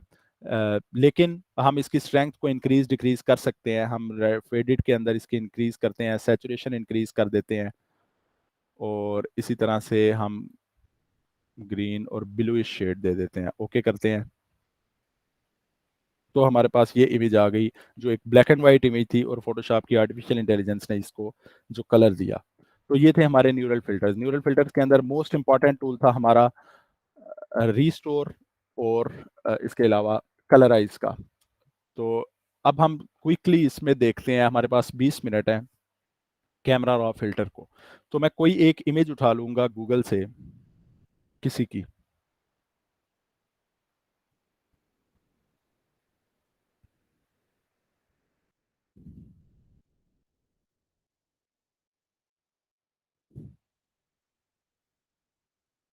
गूगल पे नॉर्मली आपको जितनी इमेजेस मिलेंगी वो ऐसी इमेजेस मिलती हैं जो ऑलरेडी एडिटेड होती हैं, लेकिन मैं कोशिश करूंगा कि मुझे कोई ऐसी इमेज मिले जो एडिट ना की हो पहले।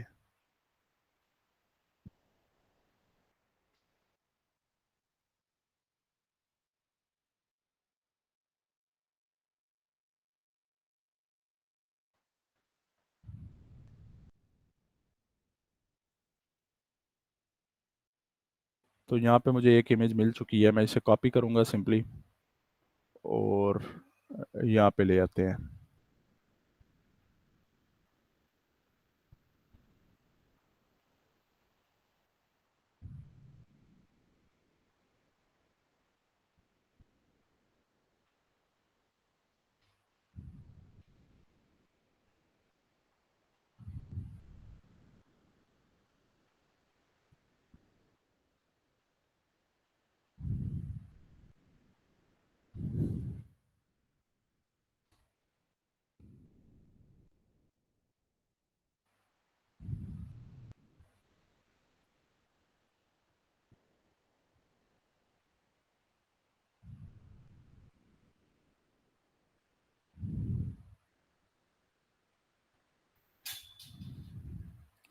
जी, तो मैंने कॉपी इमेज की और इसे अपने फ़ोटोशॉप के अंदर कंट्रोल एन प्रेस किया। इसको ऑलरेडी पता है कि इसका साइज़ क्या है, जो चीज़ कॉपी हुई है। क्रिएट और मैं कंट्रोल वी प्रेस करता हूँ, ये इमेज मेरी यहाँ पे आ गई, जो अताबाद लेक की एक इमेज है। ये शायद ऑलरेडी एडिटेड हो, लेकिन फिर भी। अच्छा, कैमरा रॉ फ़िल्टर कैसे ओपन किया जाता है? आपने सिंपल किसी भी इमेज को ओपन कर लेना है। करने के बाद आप लोग फ़िल्टर के अंदर आएँगे। फ़िल्टर के अंदर जैसे न्यूरल फ़िल्टर था, इसी तरह से 6th नंबर पे कैमरा रॉ फ़िल्टर आ रहा है। इसे ओपन करने का शॉर्टकट है कंट्रोल शिफ्ट प्लस ए। कैमरा रॉ फ़िल्टर को ओपन करेंगे। कैमरा रॉ फ़िल्टर को ओपन करते ही आपके पास एक नया बॉक्स ओपन हो जाएगा, जो जिसके अंदर आप तमाम एडजस्टमेंट्स देख सकते हैं।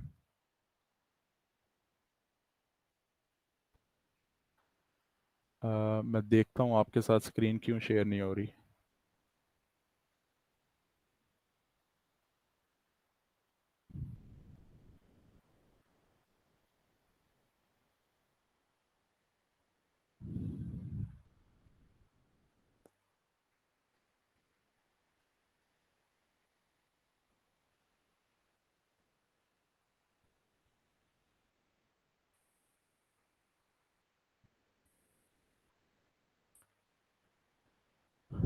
जी, तो यहाँ पे ये स्क्रीन आई बेसिकली जब मैंने कंट्रोल शिफ्ट ए प्रेस किया, तो मेरे पास ये वाली स्क्रीन आ गई।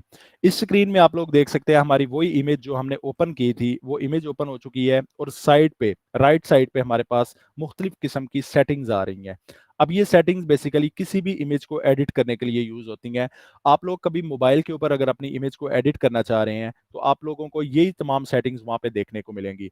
आप लोग अगर एडोब प्रीमियर प्रो पे काम कर रहे हैं, यानी अपनी वीडियो को एडिट करना चाह रहे हैं, तो आपको यही तमाम सेटिंग्स वहाँ पे भी मिलेंगी। आप लोग अपनी वीडियो को भी ऐसे ही एडजस्ट कर सकते हैं। इसमें बेसिकली किया जाता है, इसमें आप लोग अपनी पिक्चर्स की ब्राइटनेस को कंट्रोल कर सकते हैं, कलर्स को कंट्रोल कर सकते हैं, शैडोज़ को कंट्रोल कर सकते हैं। मिसाल के तौर पे, मैं अक्सर एग्ज़ाम्पल देता हूँ कि मिसाल के तौर पे आपने कोई इमेज ली है किसी ऐसी जगह पे खड़े होके जहाँ पे आपकी बैकग्राउंड पे बहुत ज़्यादा लाइट थी। अब वो लाइट आने की वजह से क्या हुआ कि आपका फेस डार्क हो चुका है। यानी आपका फेस नज़र नहीं आ रहा, जबकि आपकी बैकग्राउंड बहुत ज़्यादा ब्राइट थी। अक्सर औक़ात ऐसे होता है कि आप लोग किसी जगह पे कोई मिसाल के तौर पे आप किसी विंडो के सामने खड़े हैं, तो अब विंडो के पीछे क्योंकि बहुत ज़्यादा रोशनी होती है आपकी बैकग्राउंड पे, तो जब आप पिक्चर लेते हैं तो आपकी पिक्चर डार्क हो जाती है। तो इसलिए ये फ़िल्टर, कैमरा रॉ फ़िल्टर को यूज़ करके आप लोग अपनी इमेजेस को एडजस्ट कर सकते हैं। तो इसे क्विकली देखते हैं, हमारे पास 15 मिनट्स हैं इसमें। सबसे पहले आपके पास टेम्परेचर का एक ऑप्शन आता है, यही टेम्परेचर का ऑप्शन हमने देखा था न्यूरल फ़िल्टर के अंदर। तो टेम्परेचर का ऑप्शन बेसिकली क्या करता है, टेम्परेचर 2 तरह का होता है, एक कोल्ड और एक वार्म। तो हम यहाँ पे टेम्परेचर कंट्रोल करते हैं अपनी इमेज का। अगर आप ब्लूइश ब्लूइश अपना शेड चाहते हैं, जैसे यहाँ पे मैं ब्लू की तरफ जा रहा हूँ, तो आपकी इमेज ब्लू होती जा रही है। इसी तरह से जब मैं येलो की तरफ आऊँगा, तो आपकी इमेज येलो येलो होती जाएगी।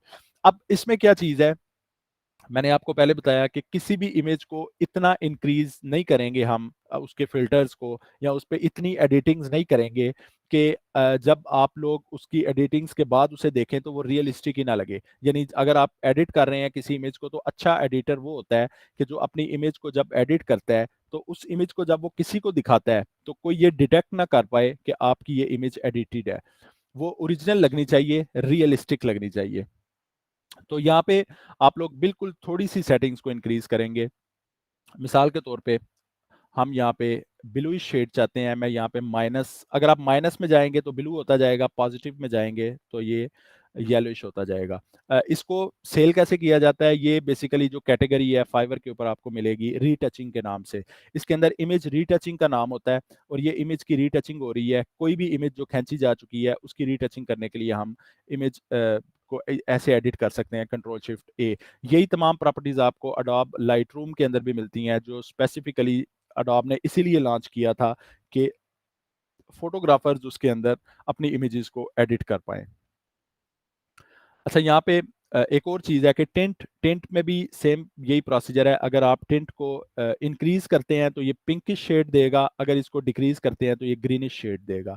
तो क्योंकि ये हमारी इमेज नॉर्मली ऐताबाद का जो पानी है वो ग्रीन-ग्रीन नज़र आता है, तो हम यहाँ पे ब्लूइश शेड देंगे। यानी मैं यहाँ पे प्रॉपर्टीज़ के अंदर लिख देता हूँ -15 -15 मैंने इसकी ब्लूइश शेड दे दिया और इसके नीचे मैं -25 यानी ग्रीनिश और ब्लूइश इन दोनों को इकट्ठा करके इसे एक शेड दे रहा हूँ, जो ब्लूइश ग्रीन शेड होगा। उसके बाद नीचे आपके पास एक्सपोज़र आता है। एक्सपोज़र ब्राइटनेस की तरह का फीचर है, लेकिन ये ब्राइटनेस नहीं है। ये ब्राइटनेस से ज़्यादा स्ट्रॉन्ग है और ये आपकी इमेज को ब्राइट करने के लिए यूज़ होता है। इसको पॉइंट्स के अंदर यूज़ किया जाएगा। अगर आप इसे मिसाल के तौर पे मैं यहाँ पे 3 लिखता हूँ, तो आप देखेंगे कि ये कितना पावरफुल है कि सिर्फ़ 3 इंक्रीज़ करने से ये कितनी ज़्यादा ब्राइटनेस इंक्रीज़ करता है। ये मैंने सिर्फ़ 3% इसकी ब्राइटनेस इंक्रीज़ की है और ये आप इमेज का इस वक़्त सिचुएशन देख सकते हैं। तो इसको पॉइंट्स के अंदर इंक्रीज़ किया जाएगा। मैं यहाँ पे 0.40 इंक्रीज़ करता हूँ। आप इसे डायरेक्टली पॉइंट्स की वैल्यूज़ को लिख के भी इंक्रीज़ डिक्रीज़ कर सकते हैं और इस बार को भी रिमूव कर सकते हैं, यानी मूव कर सकते हैं इस बार को और चेक कर सकते हैं कि कहाँ पे ये एडजस्ट होगा। तो यहाँ पे ये 0.75 मैं इसकी ब्राइटनेस रखता हूँ। कंट्रास्ट क्या होता है? कंट्रास्ट एक ऐसी सिचुएशन होती है, अगर आप इसे इंक्रीज़ करें, तो जहाँ पे आपके पास ब्लैक जो आपके पिक्सेल्स हैं और जो ब्राइट पिक्सेल्स हैं, वाइट पिक्सेल्स, ये दोनों जिस सिचुएशन में आके एक दूसरे से अलहदा हो जाते हैं, आपके पास ब्राइट पिक्सेल्स मजीद ब्राइट हो जाएं, डार्क पिक्सेल्स मजीद डार्क हो जाएं, तो उसको बेसिकली कंट्रास्ट बोला जाता है। अगर मैं कंट्रास्ट को इंक्रीज करता हूं, तो आप देखिएगा इस इमेज के अंदर जितने डार्क पिक्सेल्स हैं वो मजीद डार्क हो जाएंगे और जितने ब्राइट पिक्सेल्स हैं वो मजीद ब्राइट और क्लियर हो जाएंगे। तो ये क्लैरिटी के लिए होता है।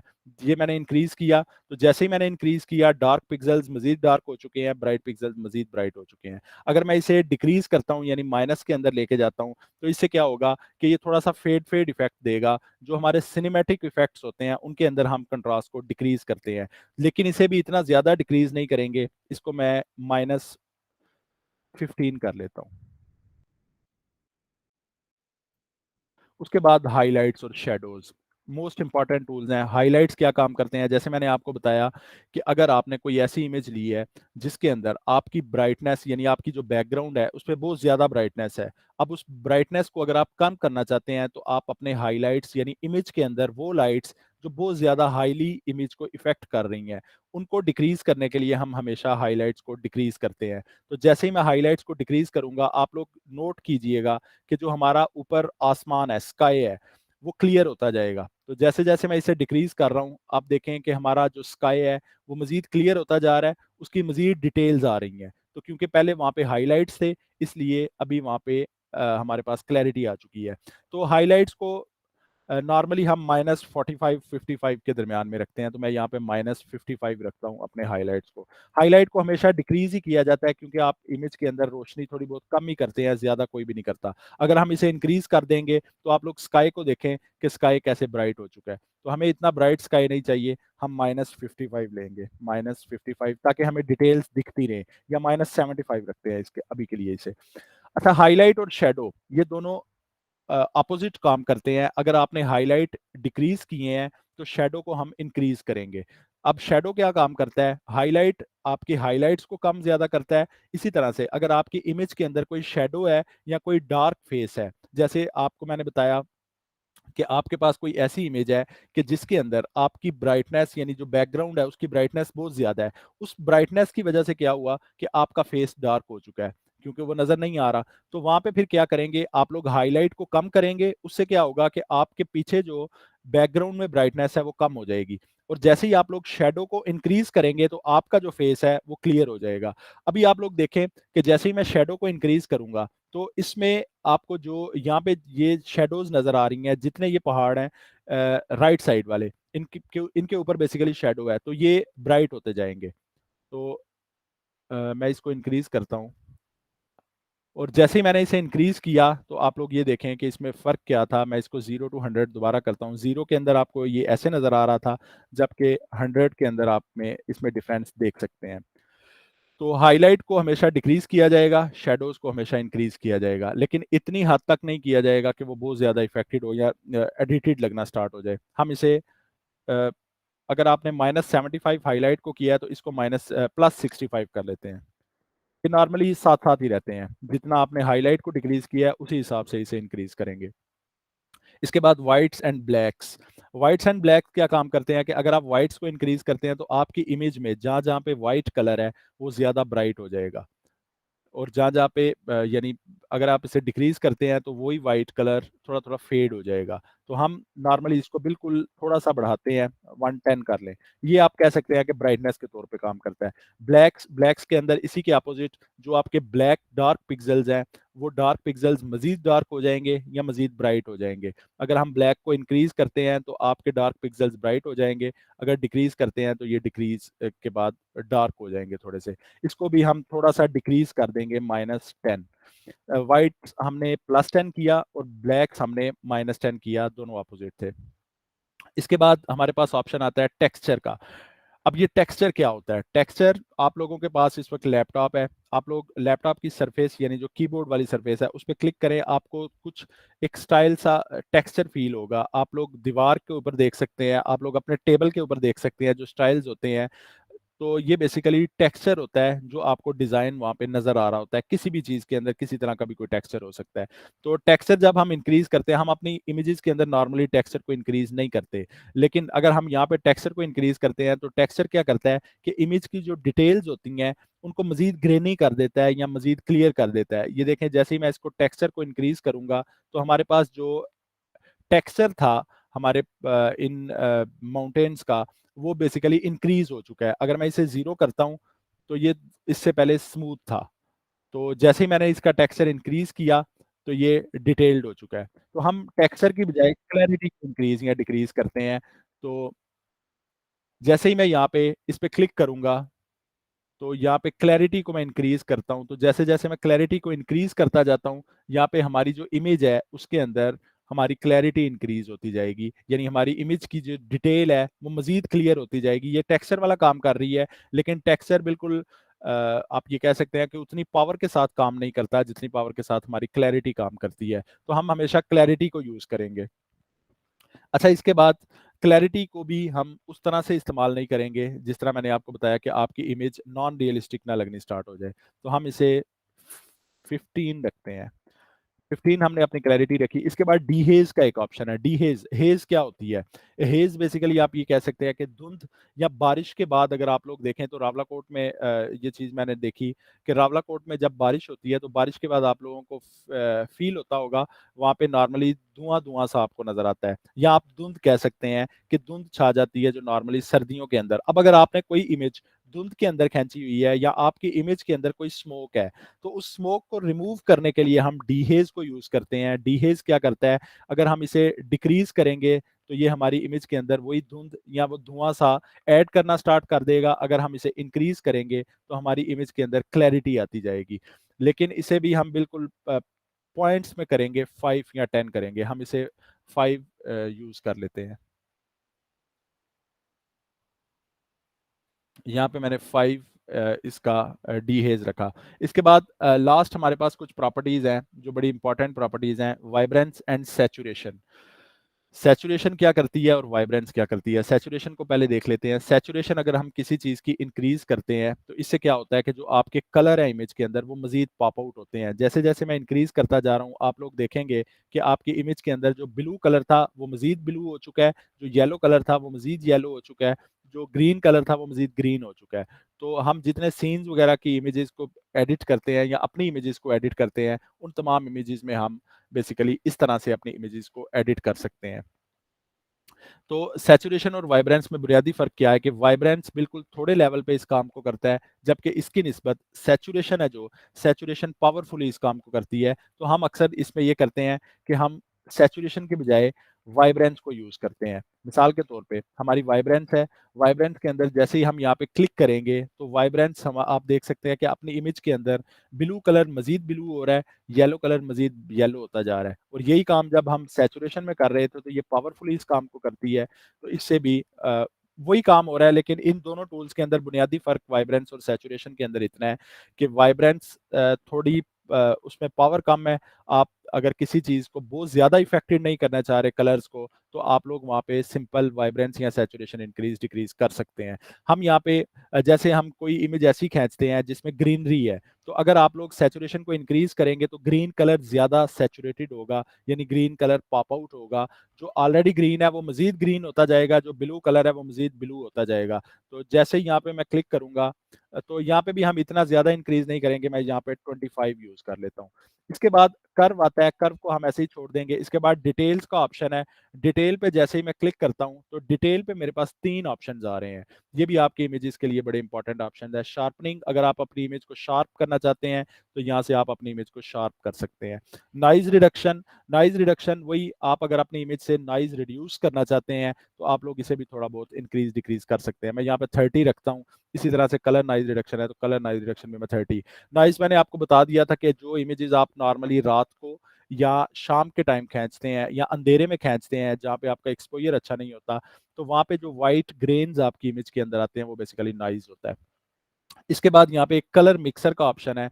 कलर मिक्सर में आप लोग इमेज के अंदर मौजूद कलर्स को मैनुअली इंडिविजुअली एडिट कर सकते हैं। जैसे यहाँ पे रेड है तो जो आपकी इमेज के अंदर रेड कलर है वो एडिट होगा अगर आप इसे इंक्रीज डिक्रीज करते हैं। जैसे हमारी इमेज के अंदर ज्यादा ब्लू कलर है, हम यहाँ पे एक्वाज या ब्लूज या पर्पल्स को जब एडजस्ट करेंगे तो हम इसमें चेंज देखेंगे।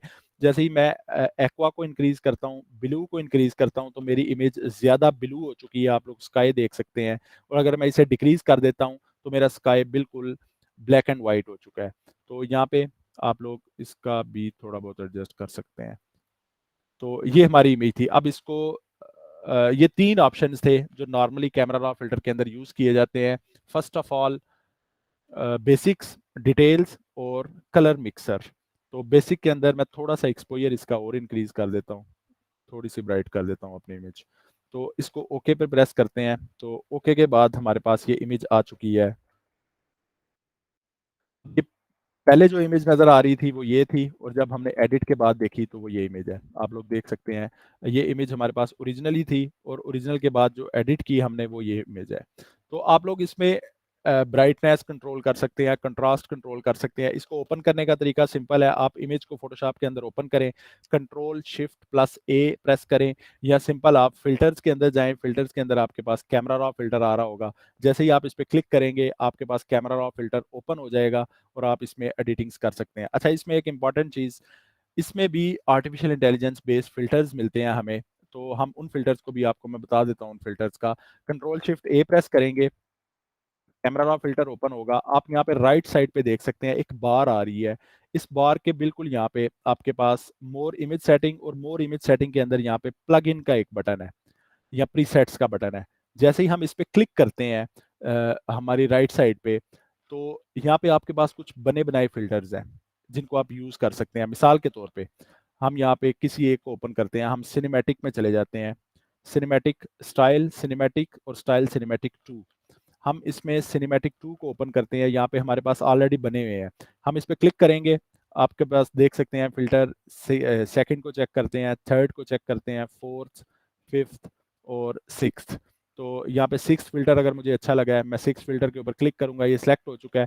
वापस मैं इसी राइट बार में आप देख सकते हैं यहाँ पे एडिट का बटन आ रहा है, तो मैं एडिट के बटन पे क्लिक करता हूँ तो मेरे पास वही तमाम सेटिंग्स आ चुकी हैं। मैं यहाँ से किसी तरह की कोई चेंज करना चाहता हूँ तो वो चेंज भी कर सकता हूँ। तो वापस आप प्रीसेट के अंदर जाके यहाँ से किसी तरह का कोई और फिल्टर लेना चाहते हैं, मेट है, विविड है।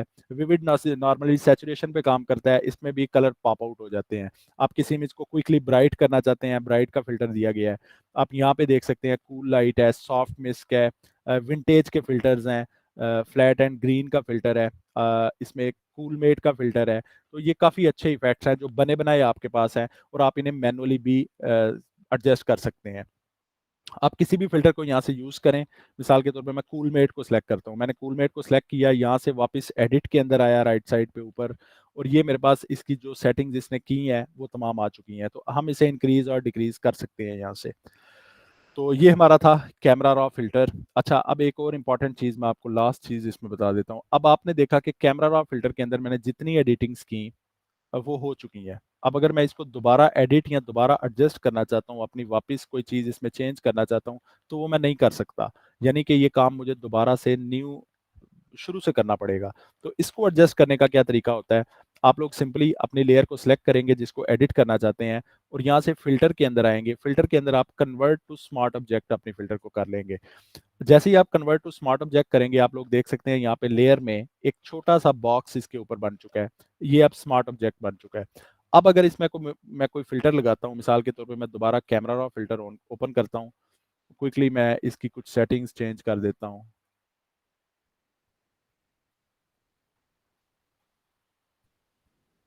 और क्लैरिटी और ये सैचुरेशन ओके किया। तो जैसे ही मैंने इस पे ओके किया, तो क्योंकि ये कन्वर्ट टू स्मार्ट ऑब्जेक्ट था, यानी ऑलरेडी स्मार्ट ऑब्जेक्ट बना हुआ है, मेरे पास यहाँ पे इसकी जो प्रॉपर्टीज है उसके नीचे कुछ प्रॉपर्टीज आ चुकी हैं। तो जैसे ही मैं कैमरा रॉ फिल्टर पे डबल क्लिक करता हूँ, तो ये क्या करेगा कि जो सेटिंग मैंने की हुई है वो सेटिंग उसी तरह से मुझे दिखा देगा। अगर मैं चेंज करना चाहता हूँ किसी तरह की कोई चीज़, तो यहाँ से मैं चेंज कर सकता हूँ। ओके, और ये सेटिंग्स एडिटेबल है। अब अगर आप स्मार्ट ऑब्जेक्ट नहीं बनाएंगे अपनी इमेज को, तो उसमें फिर ये होगा कि आपने जो एडिटिंग की है, जैसे हमने पहले जो इमेज एडिट की, उसमें अब हम उसे दोबारा एडिट नहीं कर सकते। अगर हम वैसी एडिटिंग दोबारा करना चाहते हैं, तो हमें ये फाइल दोबारा से क्रिएट करनी पड़ेगी, यानी दोबारा से स्टार्ट से हमें काम करना पड़ेगा और इसमें एडिटिंग करनी पड़ेगी। तो इसका तरीका क्या है? सिंपल, आपने उस इमेज को क्लिक करना है, उस लेयर को आप इस पे राइट क्लिक करें। राइट क्लिक करने के बाद यहाँ पे कन्वर्ट टू स्मार्ट ऑब्जेक्ट आता है, या फिर इसके अलावा जो सिलेक्टेड लेयर है, आप क्लिक करें, फिल्टर पे क्लिक करें, यहाँ पे आप कन्वर्ट टू स्मार्ट फिल्टर उसे क्लिक कर सकते हैं। तो स्मार्ट फिल्टर्स बेसिकली क्या करते हैं कि ये आपके फिल्टर्स को एडिटेबल बनाता है स्मार्ट ऑब्जेक्ट। आप अपनी इमेजेस को एडिट कर सकते हैं इस तरह से। अगर आप उसे स्मार्ट ऑब्जेक्ट बना के उसके बाद उस पर फिल्टर अप्लाई करते हैं, तो क्या होगा कि वो फिल्टर आपको प्रॉपर्टीज की सूरत में मिल जाएगा और आप उसे दोबारा एडिट कर सकते हैं, इंक्रीज और डिक्रीज कर सकते हैं। जी, तो ये हमारा आज का न्यूरल फिल्टर था, और न्यूरल फिल्टर के बाद हमारा कैमरा रॉ फिल्टर था। तो आप लोग जो इस वक्त क्लास में मौजूद हैं, अपनी अपनी ईमेल मेरे साथ शेयर कर दें। इंशाल्लाह कल सैटरडे है, कल सैटरडे को मैं इंशाल्लाह आप लोगों के साथ ईमेल के अंदर इसका लिंक शेयर कर दूंगा। तो आप लोग जितनी हमारी रिकॉर्डेड क्लासेस हैं वो देख सकते हैं, अगर कभी देखना चाहें। इसके अलावा अगर किसी का कोई क्वेश्चन है, तो वो क्वेश्चन पूछ सकता है। किसी को कोई प्रॉब्लम है फ्रीलांसिंग के हवाले से, किसी फ्रीलांसिंग प्लेटफॉर्म के हवाले से, तो वो भी मुझसे पूछ सकता है।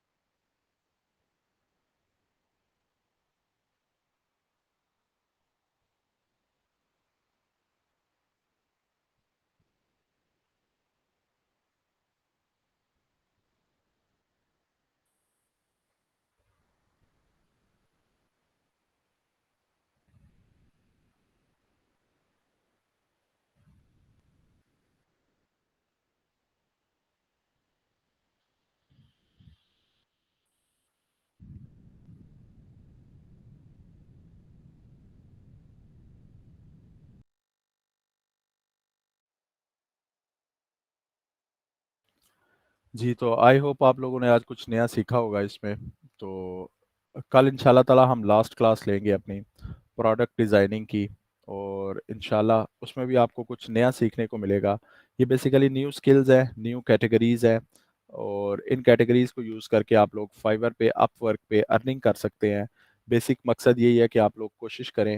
हार्ड वर्क आप लोगों का होगा इसमें, और जितनी मेहनत मैं कर सकता था मैंने अपनी मुकम्मल आप लोगों में डिलीवर किया है। जिसने कुछ सीखा है उसने कुछ सीखना चाहा, उसने कुछ सीखा। जिसने कुछ नहीं सीखना चाहा वो नेक्स्ट भी कुछ नहीं सीखेगा, और उसने पहले भी कुछ नहीं सीखा। तो कोशिश करें कि अपना टाइम वेस्ट ना करें, और मज़ीद अर्न करें। जितना ज़्यादा इसमें हार्ड वर्क करेंगे, जितना ज़्यादा अपडेटेड रखेंगे ख़ुद को, आप लोग उतनी ज़्यादा अर्निंग कर सकेंगे। तो इंशाल्लाह कल लास्ट क्लास में आप लोगों से मुलाकात होगी इंशाल्लाह। अल्लाह हाफ़िज़।